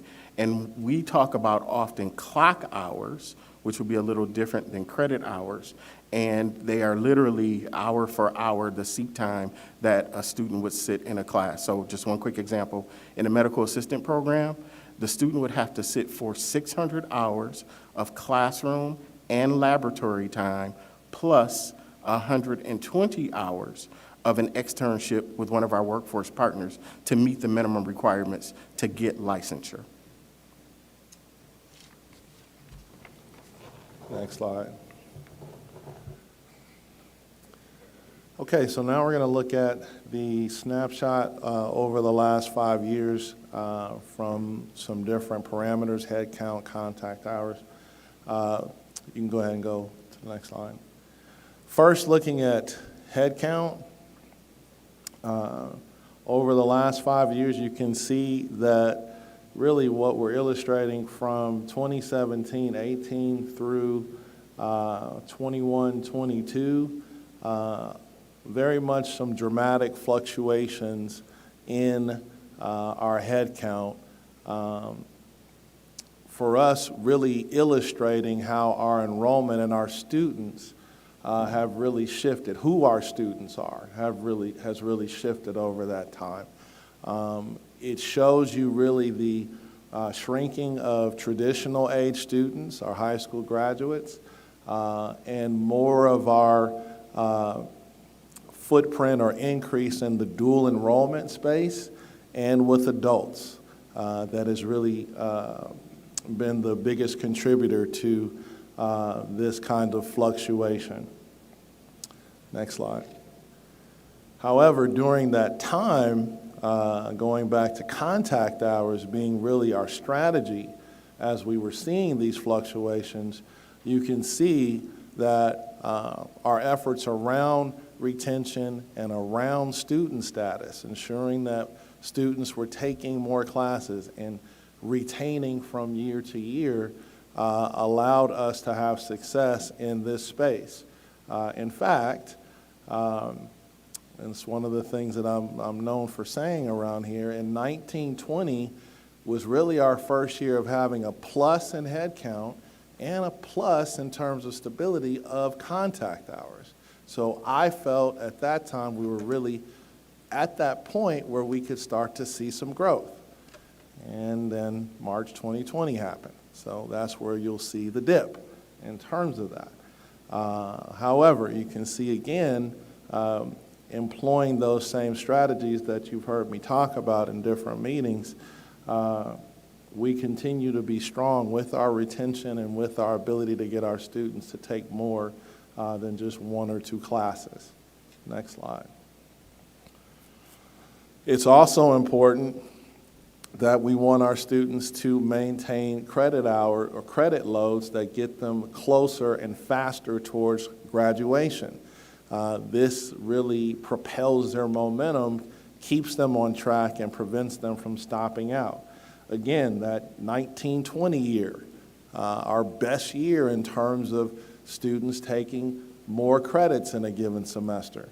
And next year you can see what happened. So we're still really looking at these strategies, contact hour strategies, credit strategies, to ensure that we're getting, as we really are trying to increase our head count while we're in that space, it's very important that our strategies really center around having students take more classes, stay longer, and keep us sustained in that regard.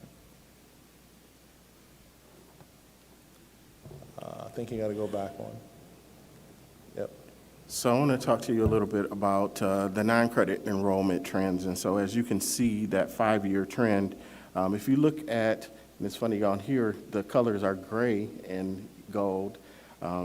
But if you look at the gray color, that represents our unduplicated head count. So those are individual students. If you look at the gold color, it's going to represent course enrollments. And the difference really is that you could have one student who's in more than one course or program. So that accounts for the difference there. You can see we were on an upward trend prior to the pandemic. We took a dip right into the pandemic, and then last fiscal year we started to see an increase a little bit, or back to some of the previous years really in terms of enrollment, and we are trending upwards this year as well.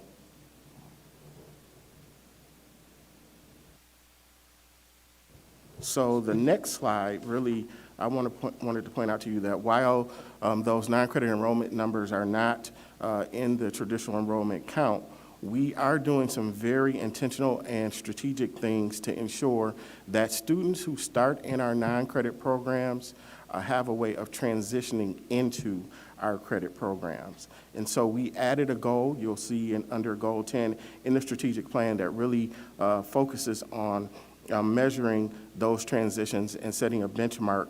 And so we've set a goal that we would have an increase by at least 3% and a stretch goal of at least 5% of students who are moving into credit programs. And some of the intentional efforts really include VP Wilson and I and our teams working very closely together on trying to align our programs so that non-credit programs bridge into credit programs, either by way of articulation or other mechanisms. And then we've also making sure that we're embedding credentials into the programs. And so you can think of the non-credit programs as a stepping stone into the credit programs or feeder into the credit programs. And you'll see that for fall of 2022, we had 661 students who had transitioned from a credit program, from a non-credit program into a credit program, and for the winter, 651 at the date of record, and that accounted for approximately 11% of the enrollment for those terms.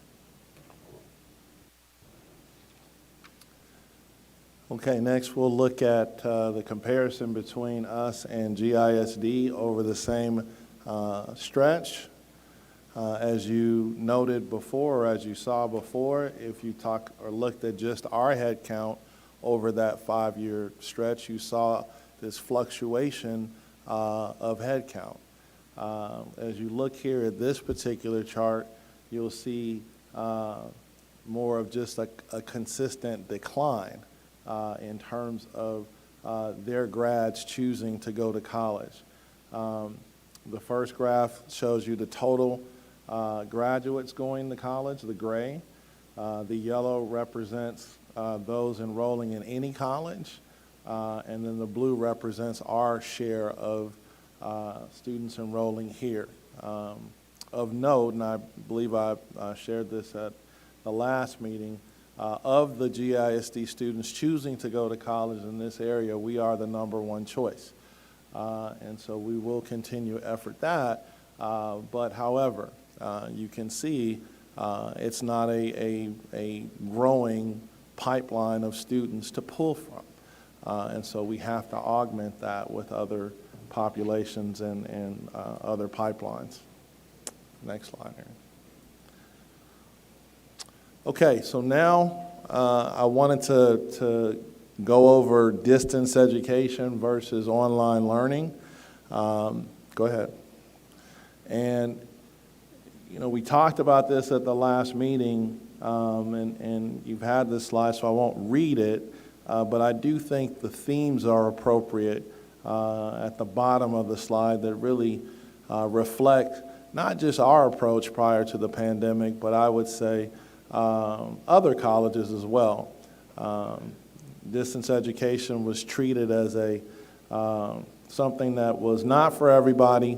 Let's cautiously kind of make sure that people are good fits for that, lots of prep efforts, other things to ensure success in that regard. And that was the approach. In essence, the pandemic really shifted that and changed that. We were forced to change at scale and at speed that we didn't even think was possible instructionally, and I would say both operationally at the college. Next slide. So what we did to meet that challenge, pretty unprecedented, and we obviously weren't the only schools that did that.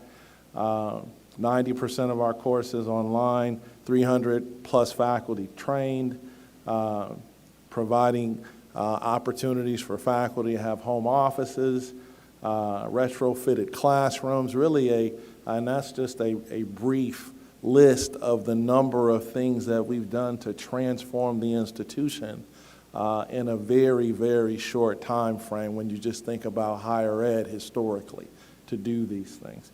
This represents online learning. This is where we are today. This is where we're going to be. And moving forward, I would expect us to adopt more and more of the technologies and approaches in this space. Next slide, Aaron. So this slide is really showing over the 3-year stretch how we've shifted in terms of delivery of instruction. The yellow line shows you the number of face-to-face courses that we did offer compared to the number that we offer now. The blue line shows you the number of online courses compared to the number that we offer now. Basically, they've been inverted. And I've talked about that in different meetings where we have really, again, shifted to respond to the nature of how our students want to take courses. Next slide. This really sums up that percentage. You've heard me at different presentations talk about 2/3 of our offerings really have either an online or hybrid delivery mode. This shows you how that has shifted over the last 3 years, where 3 years ago we were 70% face-to-face. And in a very short time moving forward, we are 30% face-to-face. Next slide. And this shows you that our students are driving that change. This is course enrollment. So if our students didn't want it, they wouldn't take it. So they're telling us what they want, and we're responding to that. That head count number that you see for yellow shows you how we've gone from about 31,000 students taking classes face-to-face predominantly to 10,000. Comparatively, you can see that approximately 11,000 students were taking online classes. That number jumped obviously to 31,000 during the pandemic, but it's leveled off a little bit at 22,200.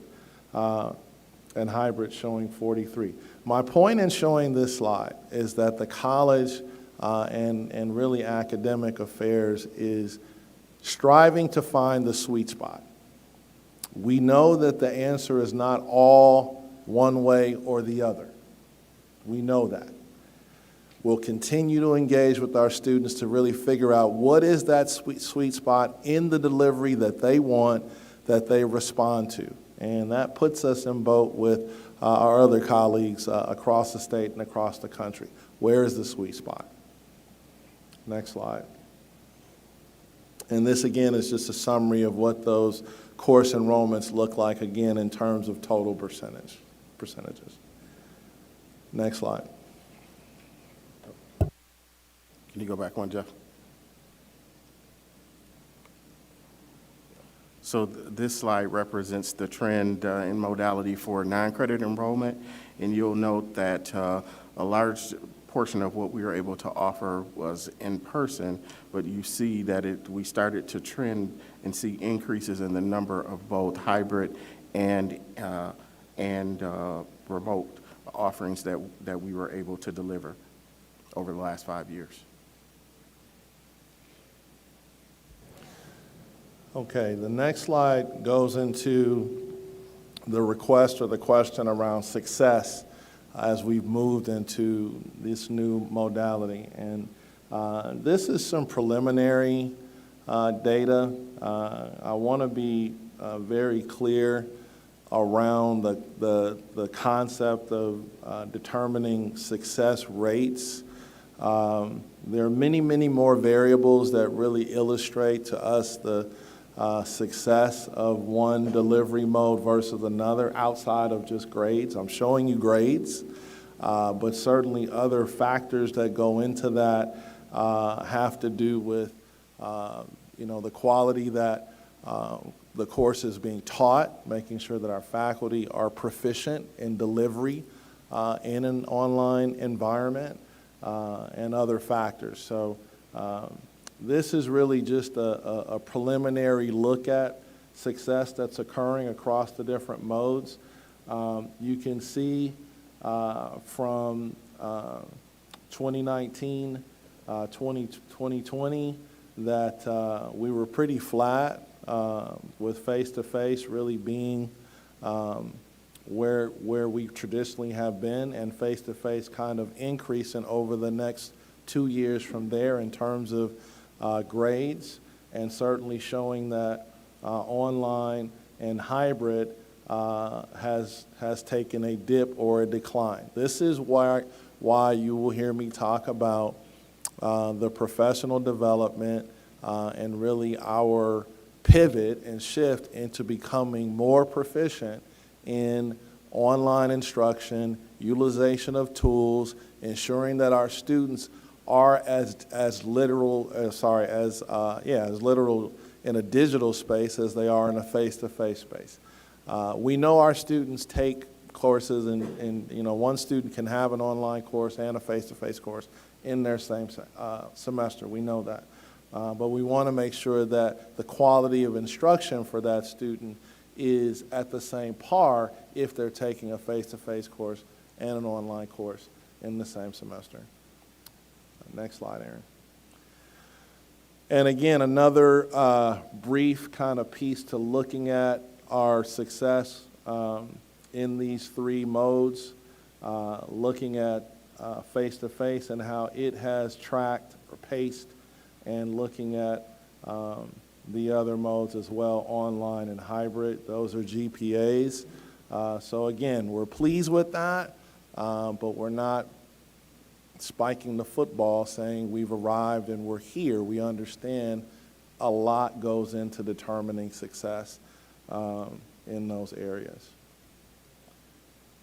And with that, we'll turn it back over to Dr. Beverly.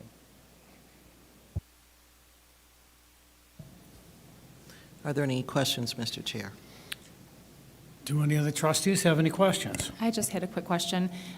The last meeting that you spoke about HighFlex, and you said that you were going to research that to see which way the student, are you still in the process of doing that? Or? I am, trustee. It's a great question. We're going to Denver for the AACC convention.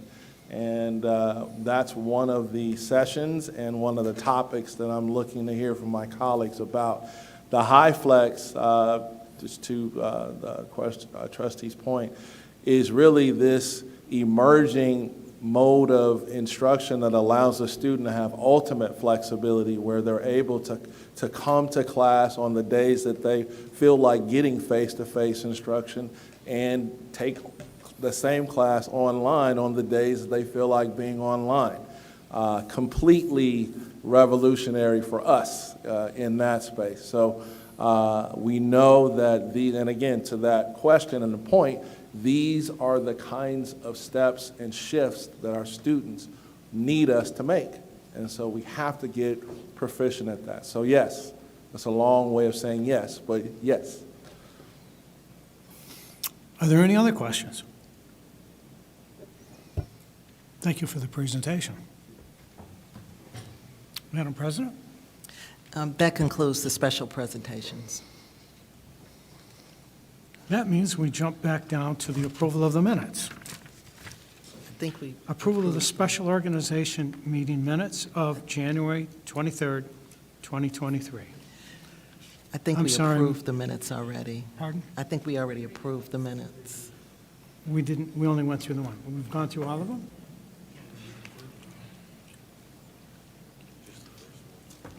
Oh, okay, go ahead, I'm sorry. I believe we went through the first one, but not the rest. That's what I assumed. I don't recall any board action on the No, minutes. we've only done the first one where we talked about, and then we needed to correct that for the special meeting, but this is now the special meeting of 99-105G. Approve the special meeting, special organizational meeting of minutes of January 23rd, 2023. Is there a motion to approve those minutes? I'll make the motion. So moved. A second? Second. Is there any changes or corrections? Yes, Mr. Chair. Like I said before, I would like to include a particular public comment that was eliminated from the January 23rd special meeting minutes. Are we? And I'll I think we're on provide the it to second- Jordan. Mr. Freeman, please wait till the chair, Sir? till you are recognized. Sir? I believe we're in the special organizational meeting minutes. That was what, aren't we on that? Yes, Mr. Freeman, and I can explain that. Thank you very much. Thank you, appreciate that. Mrs. Couch, at the last time we brought this up, you had offered to give Mr. Jordan the papers that you have on that for the special meeting of January 23rd. That was the first meeting of that evening. Now we are on to the second one that's on there, that is approval of the special organizational minutes of January 23rd. And as you see on your agenda, it's 99-105G. Yeah. So was there a correction or a change from those that you needed done? No. Okay. No. Okay. So seeing none, and we have a second, is there any other changes that we need to make or corrections? All those in favor signify by saying aye. Aye. Opposed? It passed. Approval of the regular meeting minutes of January 23rd, 2023. This is item 107-111F. Are there any corrections? First, is there a motion to accept them? I'll make the motion. We have a motion by trustee Wilcox. Is there a second? Second. We have a second by Mr. Freeman. Is there any corrections or changes? Seeing none, all those in favor of the approval of the regular meetings of January 23rd, 2023 signify by saying aye. Aye. Opposed, nay. The ayes have it. They're approved. Approval of the special meeting of February 2nd, 2023. This is item 112-116E. Is there a motion to approve those? I'll make the motion. Okay, we have a motion. Do we have a second? Second. We have a second. Is there any correction or discussion?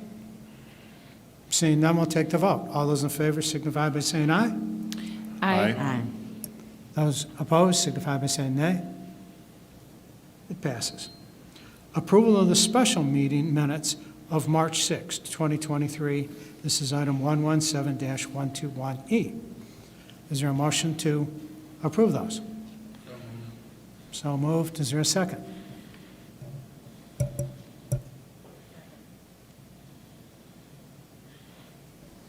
Is there a second from John? Yeah, I Okay. said second, yeah. Okay. So we have approval and a second. Do we have any corrections or changes in these? Seeing none, we'll take the vote. All those in favor signify by saying aye. Aye. Aye. Opposed? Nay. It passed. Informational reports. Point of inquiry? Pardon? Point of inquiry? Yes, Mr. Daly.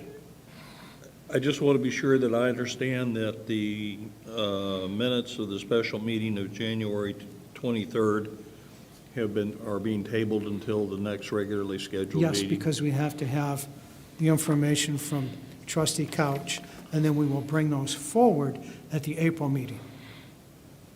Are there any other inquiries? No. Seeing none, we'll move to the informational reports. Mr. Swanson,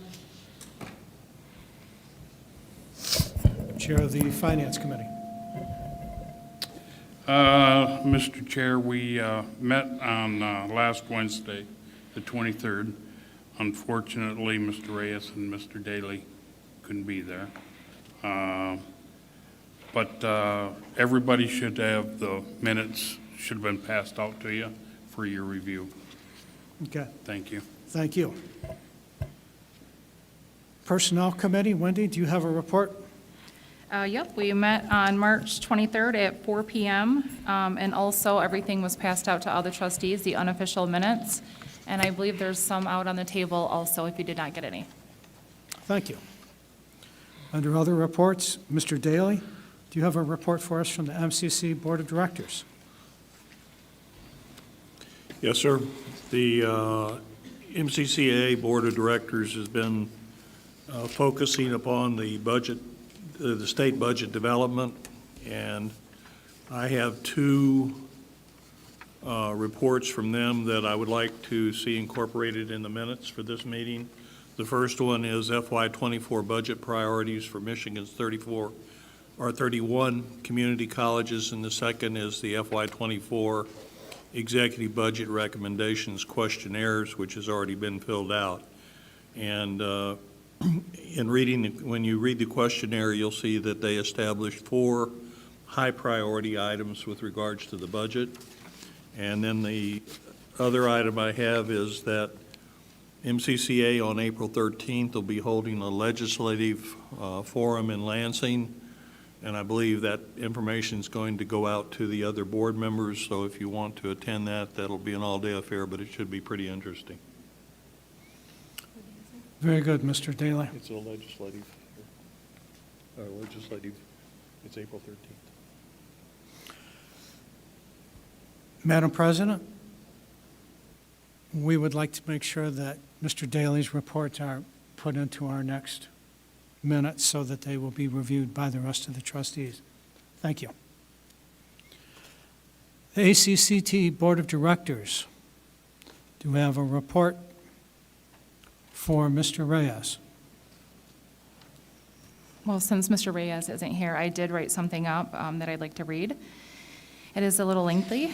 This past month, I had the privilege of traveling to Washington, D.C. to advocate for the college and attend the National Legislative Summit sponsored by the ACCT.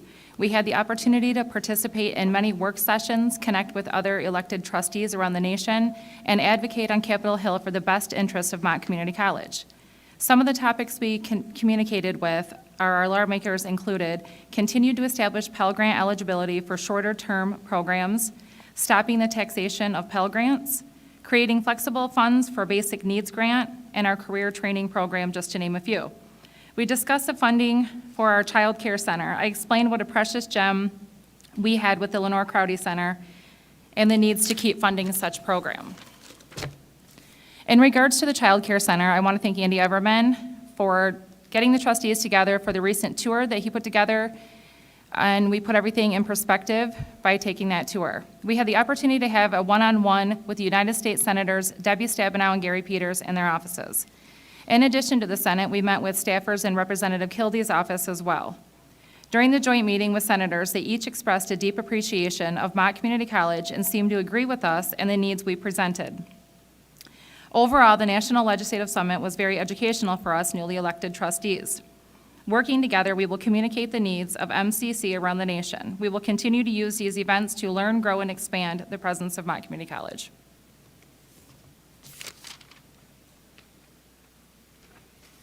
Thank you. I need to go back one to the ACCT Board of Directors report. Madam President, was there anyone that attended the Board of Directors besides Mr. Reyes? Mr. Reyes is the only Board of Yes, I know. Directors, so no. So we don't have a report from that. So I guess now we go to the reports from the early February meeting that I believe Mr. Reyes, Mr. Freeman, Mr. Swanson, and Wendy attended. And if you would like to make a report to the board on what happened there, Mr. Freeman, could you give us an update on your activities in DC? Well, actually, I think Trustee Wolcott did a great job in framing everything that took place. So we were all able to attend. All the sessions that were offered as well, we actually, all went together into the Hill and did exactly what Trustee Wolcott reported. So. Thank you, Trustee Freeman. Trustee Swanson. Well, seeing as you picked me last, I really don't have anything to say after Wendy. She pretty much covered everything. Okay, thank you very much. Under unfinished business, there is no unfinished business. New business.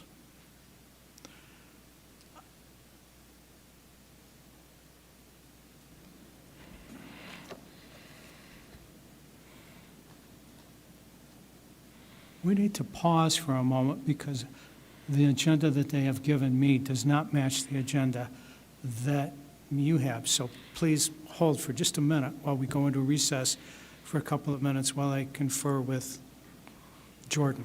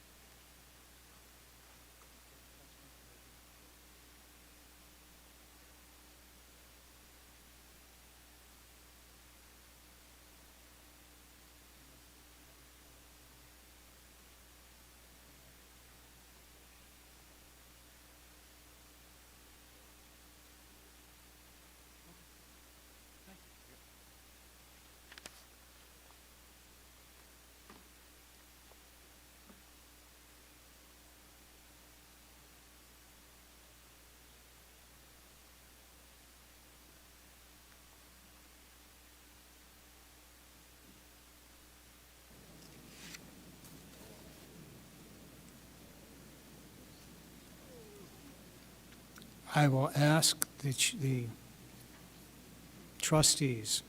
Our president is out for a moment, and I think we should wait just a moment for her to return.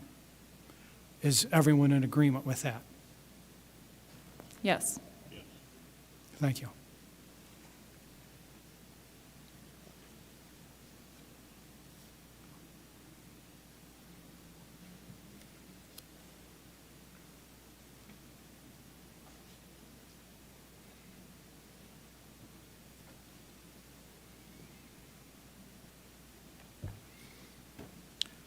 Item number 1.27, Treasurer's Report for February 2023.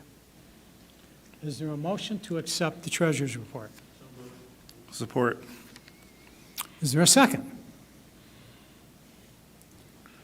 Second. Any discussion? All those in favor signify by saying aye.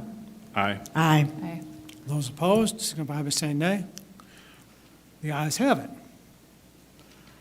Item number 1.28, tuition, institutional technology, student administration, and student service fees. Is there a motion for this?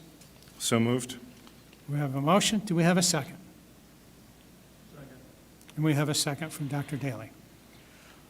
Is there any discussion? This is a roll call vote. Mr. Freeman.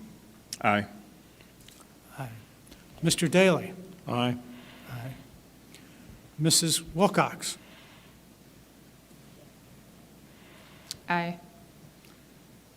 Mrs. Couch. Aye. Mr. Swanson. No. And Trustee Everman. Aye.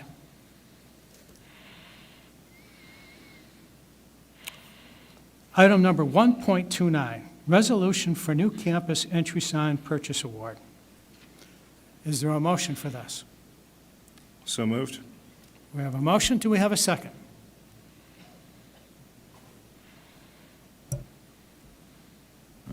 Second. We have a second from Trustee Couch. Is there any discussion?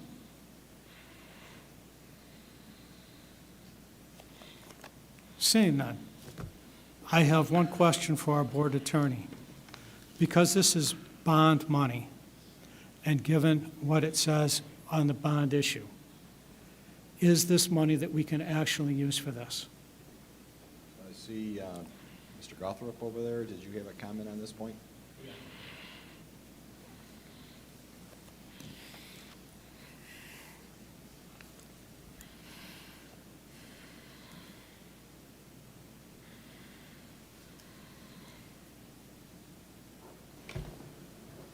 Thank you. So the ballot language from March 10th, 2020 reads, shall Charles Stewart Mott Community College, Genesee County, Michigan, borrow the sum of not to exceed $80 million and issue its bonds therefore in one or more series for the purpose of making permanent improvements to renovating,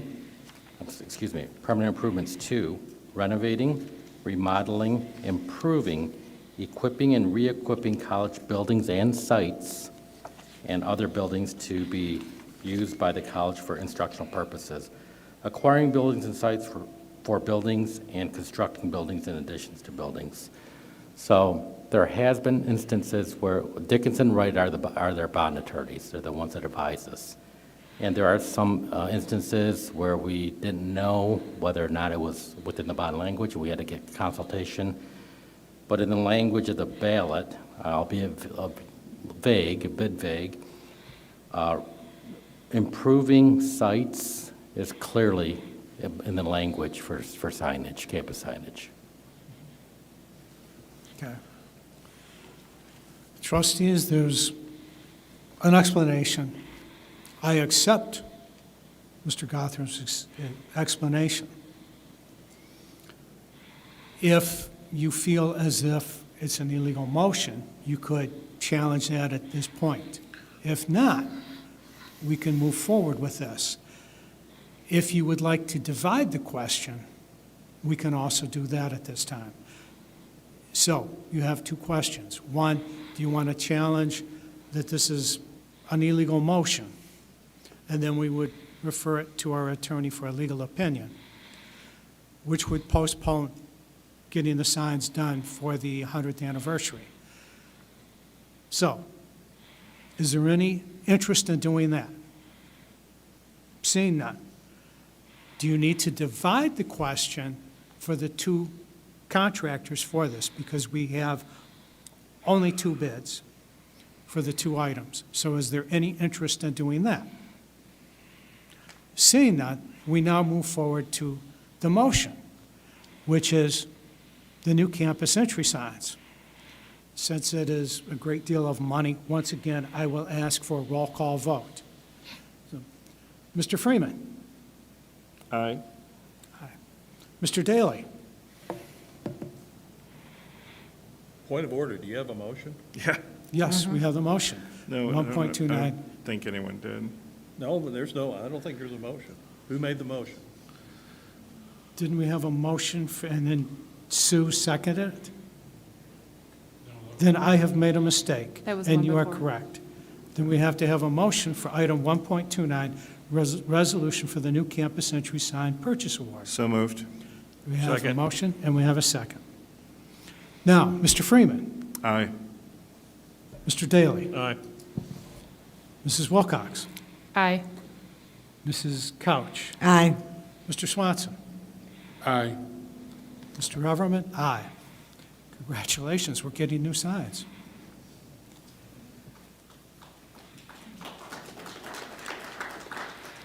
Item number 1.30.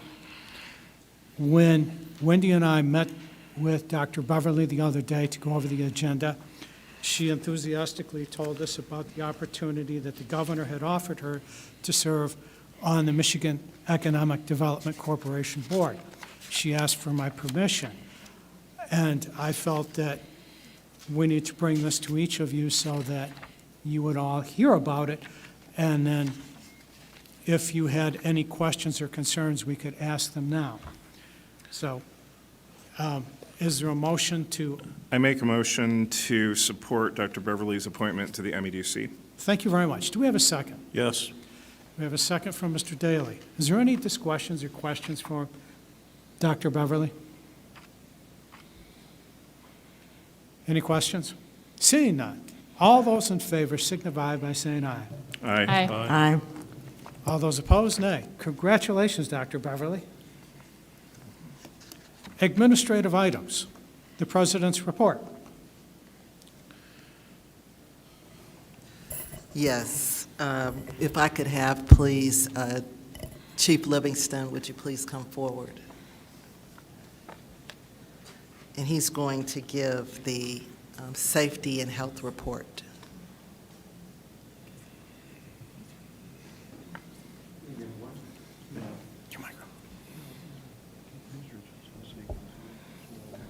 Mr. Chairman, Dr. Beverly, esteemed trustees, I'm going to start off with the health report. Not much really to report. Next slide, please. I just want to reiterate the fact that the health services clinic at Mott Community College is really run by 3 individuals. We have a director, Dr. Russell Bush, a nurse practitioner, Pat Ward, and our very own Lieutenant Mike Becker, who is a licensed paramedic.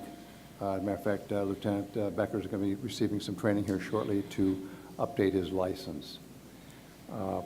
Not much took place, next slide please, not much took place over the course of the last month, perhaps because of the fact that we had our spring break, but we had one physical exam that was given by the nurse practitioner. That was a full exam. The other medical exams, just so you know, medical exams are many things like somebody reported they had the flu or maybe they were hurt, things like that. We had 3 of those. Medical consult, we're not sure what that happened with that just because of the HIPAA laws, but the nurse practitioner spoke with a student about something that we document that as well. The only other test we had was a tuberculosis testing of a faculty member. And what I will say about the health services clinic, it's something that has been run very well by Lieutenant Mike Becker. It's an awesome thing for all students, faculty, and staff to use. Students use it for their physicals that they need in order to be able to be enrolled in a certain discipline, for example, respiratory therapy or nursing, things like that. Positive COVID reports, we still do those daily, and we report those daily. The slide indicates there were 11 as of last Friday, but now that's up to 14. Those are reported daily, and we report those to the Genesee County Health Department so they can keep tabs on that as well. So we continue to do that on a daily basis. There is, I'm told that sometime in May, the government may not require these types of notifications, but we'll have to wait and see what goes with that. So that's my brief health report. Not much to report. Do you have any questions before I move on to the safety report? Are there any questions? Thank you very much. Okay, the safety report, again, not much happened, but I do want to talk about our active assailant training that we had this past Thursday. As many of you are aware, the strategic goals at Mott Community College require 2 active assailant trainings per year. One in the fall is geared more toward a tabletop exercise with the leadership of the college. And one in the spring is an actual mock active assailant drill. We actually lock down the college in order to test some of the systems and our responses. We conducted such a test this past Thursday. In addition to those 2 trainings, we have ongoing training classes provided by the Department of Public Safety to teach students, faculty, and staff how to remain safe in the event of an active assailant incident. Results of the drill I'm actually very happy with. I don't have the full numbers, but most of the students, faculty, and staff complied with what was required of them during an active assailant drill. They took shelter, they stayed quiet. I'm very pleased with that. It showed me that our training efforts as a Department of Public Safety is paying off, and just by the results of that training.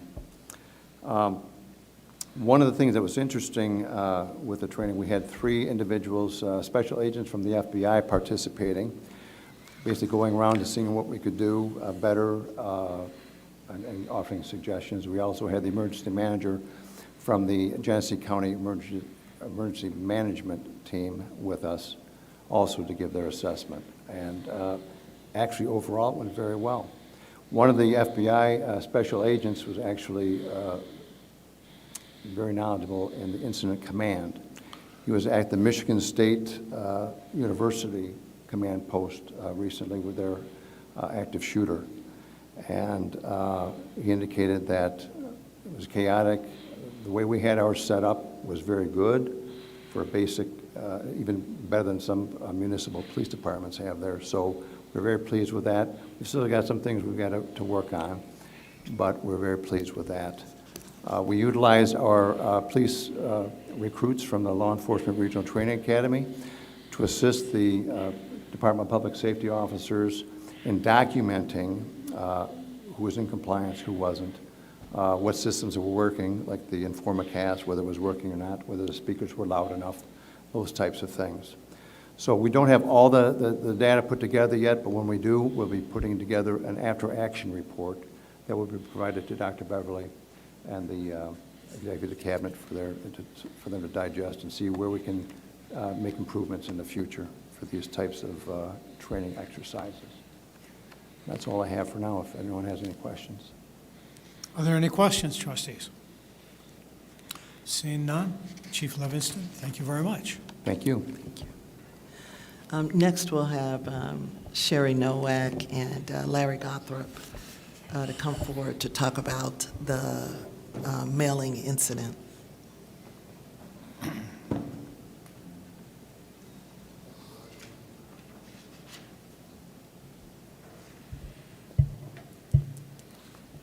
Good evening, Madam President and Chairman Everman and the Board of Trustees. So I'm going to talk about the mail incident. I'll talk a little bit about what happened, what HR is doing differently as a result of this, and then I'll turn it over to Larry to also talk about what the mailroom is doing differently. So, and just for your reference, I'll talk about a 1095-C. A 1095-C is a tax form that employers need to provide to their employees. It's through the Affordable Care Act, which shows what months employees had creditable coverage, which means it meets the minimum guidelines of the Affordable Care Act, as well as not only the coverage, but also the pricing. So it's called a 1095-C. So on Friday, March 3rd, HR worked with the mailroom to send 1095-Cs to employees who did not elect to receive them electronically. HR printed them with unmasked Social Security numbers in error and began to put them in envelopes, and the mailroom finished putting them in envelopes, adding postage, and mailing them. So that was Friday, March 3rd. The following week, on Wednesday, March 8th, I received an email from an employee stating that their Social Security number was exposed in the window of the envelope.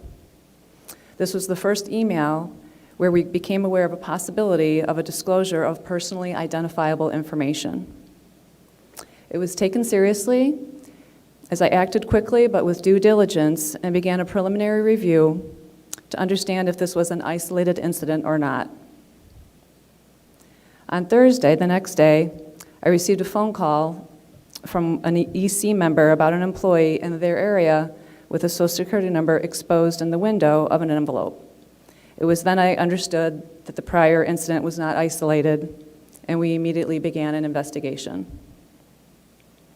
On Friday, March 10th, the next day, I had the initial call with the insurance company to notify them, so we were doing what we needed to do under the law because it involved Social Security numbers. On Wednesday, March 15th, I had a follow-up call with the insurance company. I continued to investigate, to ask questions about the technology and the 1095-C process. And then on Friday, March 17th, I emailed the preliminary notice to impacted employees. So what we're doing to prevent a reoccurrence is I've already discussed with the HR team on Wednesday, March 15th, about reminding everybody the importance to protect employee information. I had the staff review Board Policy 5403 on Social Security number privacy and information security policy, which was all submitted by the 24th. We are ensuring that Social Security numbers are masked where possible. We use a consultant through Farilli to help us with Colleague, which is the technology we use in human resources. So I contacted them to investigate defaulting the code to mask Social Security numbers to be yes, meaning mask them. Right now it's currently defaulted to be no, don't mask them. So that requires a little bit more investigation on our part to do that. We also are updating the instructions on how our department runs the 1095-Cs. We're looking to see if 1095-Cs can be printed on a particular type of paper, which is what we use for W-2s. We are also training our team and cross-training. We have a lot of new people. We're creating checklists and making sure we're documenting processes so that we can sustain operations despite any changes in our staff. We've discontinued using window envelopes in HR. I've also asked the staff to install Virtru on their computers, which is a way of encrypting emails. And finally, we'll be considering asking employees to receive their W-2s and their 1095-Cs electronically, and then they won't need to be mailed. They get them through My Backpack, which is an employee portal. I'll turn it over to Larry to talk about what's happening in the mailroom. Thank you. So the incident that occurred with the mailroom, or with the mailings, I went today and spoke to the individuals in the mailroom to figure out exactly what had happened. We have, and generally they have been very, very good as a last check, and they've caught a lot of mailings that went out that shouldn't have went out. Nothing with sensitive information, but Datatel will sometimes spit out garbage, and it'll get printed and folded, and then it's caught in the mailroom. So the mailroom actually has a automated machine that you feed the paper in one side, window envelopes on the other, and it automatically folds and puts them in. So they never touched them. It wasn't a hand folding of any sort. Then the process was, I think there were some done prior, but it was very painstaking labor trying to fold those perfectly, get them in. And that's when our mailroom informed HR that, hey, we have a machine that can do this. So they went through and did that, sorted those. There was 488, I believe, that went out. And it was confirmed to me that those were checked to make sure that there was nothing visible as far as personal information. What had happened is that if that somehow shifts, because the folding envelope obviously is a little bit larger than the paper, if it shifted up, then that's when it became visible. So there was a spot check, or there was a check done when they went out. And that's confirmed by ones that came back. We had some that were returned undeliverable, and there was nothing visible. You couldn't see the personal information. So if the letter shifts in the envelope, that's what had happened, is that they were checked and that there was nothing visible when they were sent. What we need to do, and I talked to them today, is, hey, when we do mailing envelopes like this, we need to double check, tap them, see if they'll move, and if there's anything that's visible at that point in time. The first thing, obviously, as Sherry has said, the first safeguard is that we don't send unmasked Social Security personal information out. That's the first step. And then the second step is that we need to make sure that in the event that those things are happening, there's window envelopes, and there's only one size window envelope that we have. We don't have multiple sizes of those. Is that they're checked to make sure that they don't move around, that they can't move around, and that they, if they do, then they can check and see whether or not something becomes visible at that time. Also, our equipment, it's relatively new, but we need better maintenance schedules on the equipment to make sure it doesn't break down. I believe we've had issues where there's been, they've been taped, manually taped and sent out because the folder was not working properly. And so instead of waiting for it to break down and have someone come in, we do need a better maintenance schedule. We have a maintenance schedule on every single piece of equipment almost on our campus, but not in the mailroom, so we need to do that as well. And then, of course, the termination of using window envelopes altogether. While it sounds really easy and basic, it will cause other problems as far as additional man hours of printing labels, putting the labels on the right envelopes, that type of thing to get out as well. So that is also a consideration that we talked to. But I believe, like I said, in the past, there's countless times that there have been things that were caught in that mailroom before they went out, saving the college hundreds of dollars in postage. If we continue to be more diligent and understanding that with window envelopes, there is more risk, and so we're going to need to double check to make sure that they don't move. If they do slide around, nothing becomes visible before they get sent out.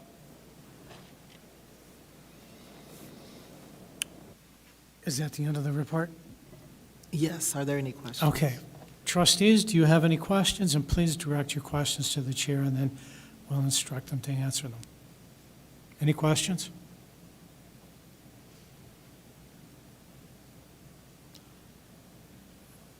Owning a printing business, things happen. You guys did a good job trying to take care of it. Thank you very much. That concludes my report.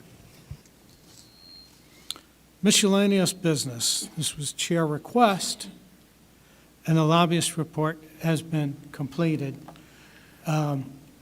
with, I believe we had the lady that was going to explain to us about what she's doing. Right, she's logged off. Okay, all right. The request, and why I've requested this, trustees, is that our lobbyist does a lot of work for us in Lansing to get us funding. We don't often get an update, and it's nice to hear what they're doing for us for the money that we're spending. And it's great that the Michigan Community College Association has the event. Mr. Daly, it's the 19th? Okay. So, and I would encourage any trustee to make sure you check with Mr. Jordan to get on the agenda so that you can go down to Lansing for that. It's a great learning experience. The water report we were given, we hadn't heard what was going on with the water. New trustees did not know our past history. I wanted to make sure everyone was aware. The Michigan Association of School Board Region 5 election, number 3. We were supposed to vote in that, and we would have voted in March.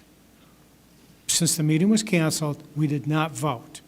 And after the board votes collectively, we have one vote, and then the chair submits the vote. I did not, because I did not have input from the rest of the board. However, James Johnson did win the election, and I believe he is from the Carmen Amesworth School Board, and it would be nice if the board would like to have him come and explain what they do. And I am now looking for a consensus. Is this something that we would like to have happen in the future? Mr. Freeman? No. I have no. Mr. Daly?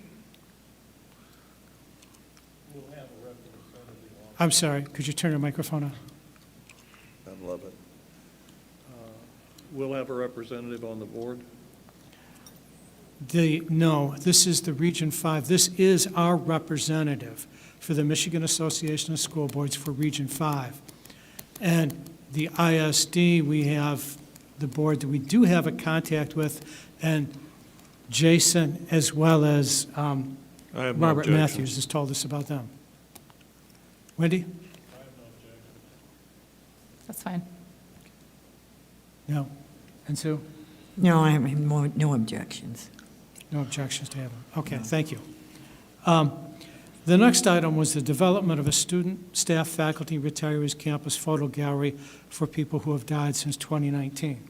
Now, in our discussions that Wendy and I had with Dr. Beverly, she felt that this was too traumatic for our students to do this. And so she is going to come up with an idea for us in the future how we could honor this, and then she'll tell us about this later. The Committee of the Whole Trustee Book Review. So that you have an idea of what I'm talking about for the books, the ACCT, this is effective advocacy book that they publish and they give out at their January meeting. Many of us don't know how to effectively, which is one of the good things about the Michigan Community College Association, they're going to help us with that in the future. So this is the type of book. The other item was, this is the CEO and the board performance and how you evaluate. This is done by Carver. The Carver has a model of boardsmanship, and I'm going to pass these out so you can see what I'm talking about. Could you pass that down, please? And could you pass that the other way? So I don't expect a complete answer on this evening. We need to think about how we're doing this, because in June, we have historically had a retraining program that we do for the board.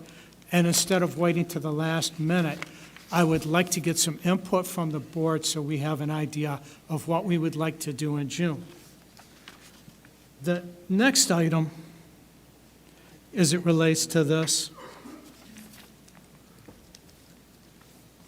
Mr. Chair, it's actually May.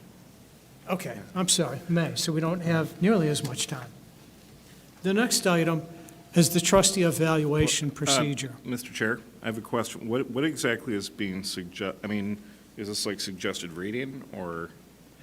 The book, for example, on how to evaluate the president, we should have a clear directive of what we as trustees, as a board, collectively expect from our president, and we need to put that together.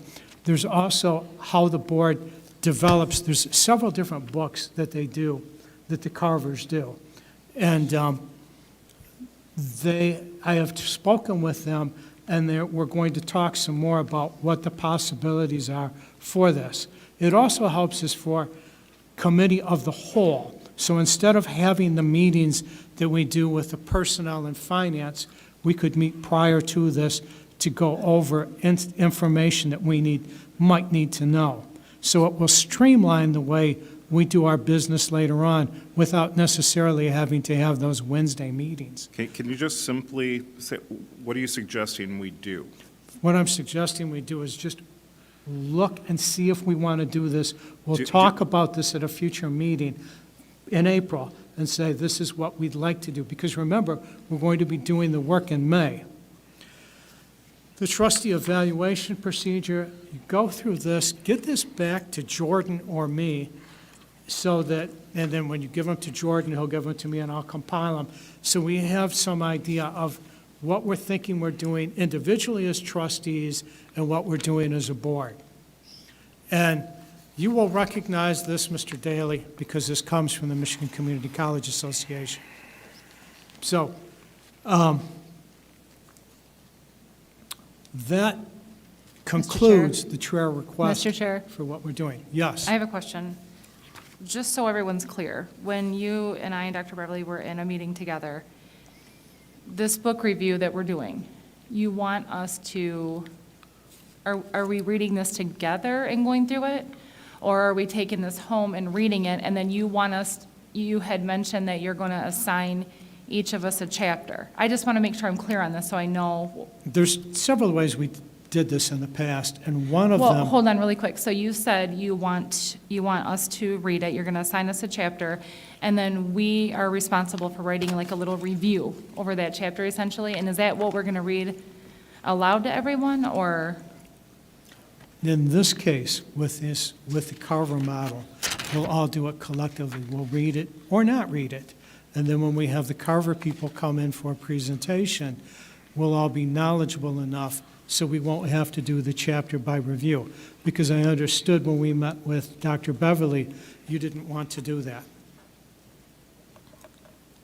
Correct, I didn't want to do that. Okay. All right.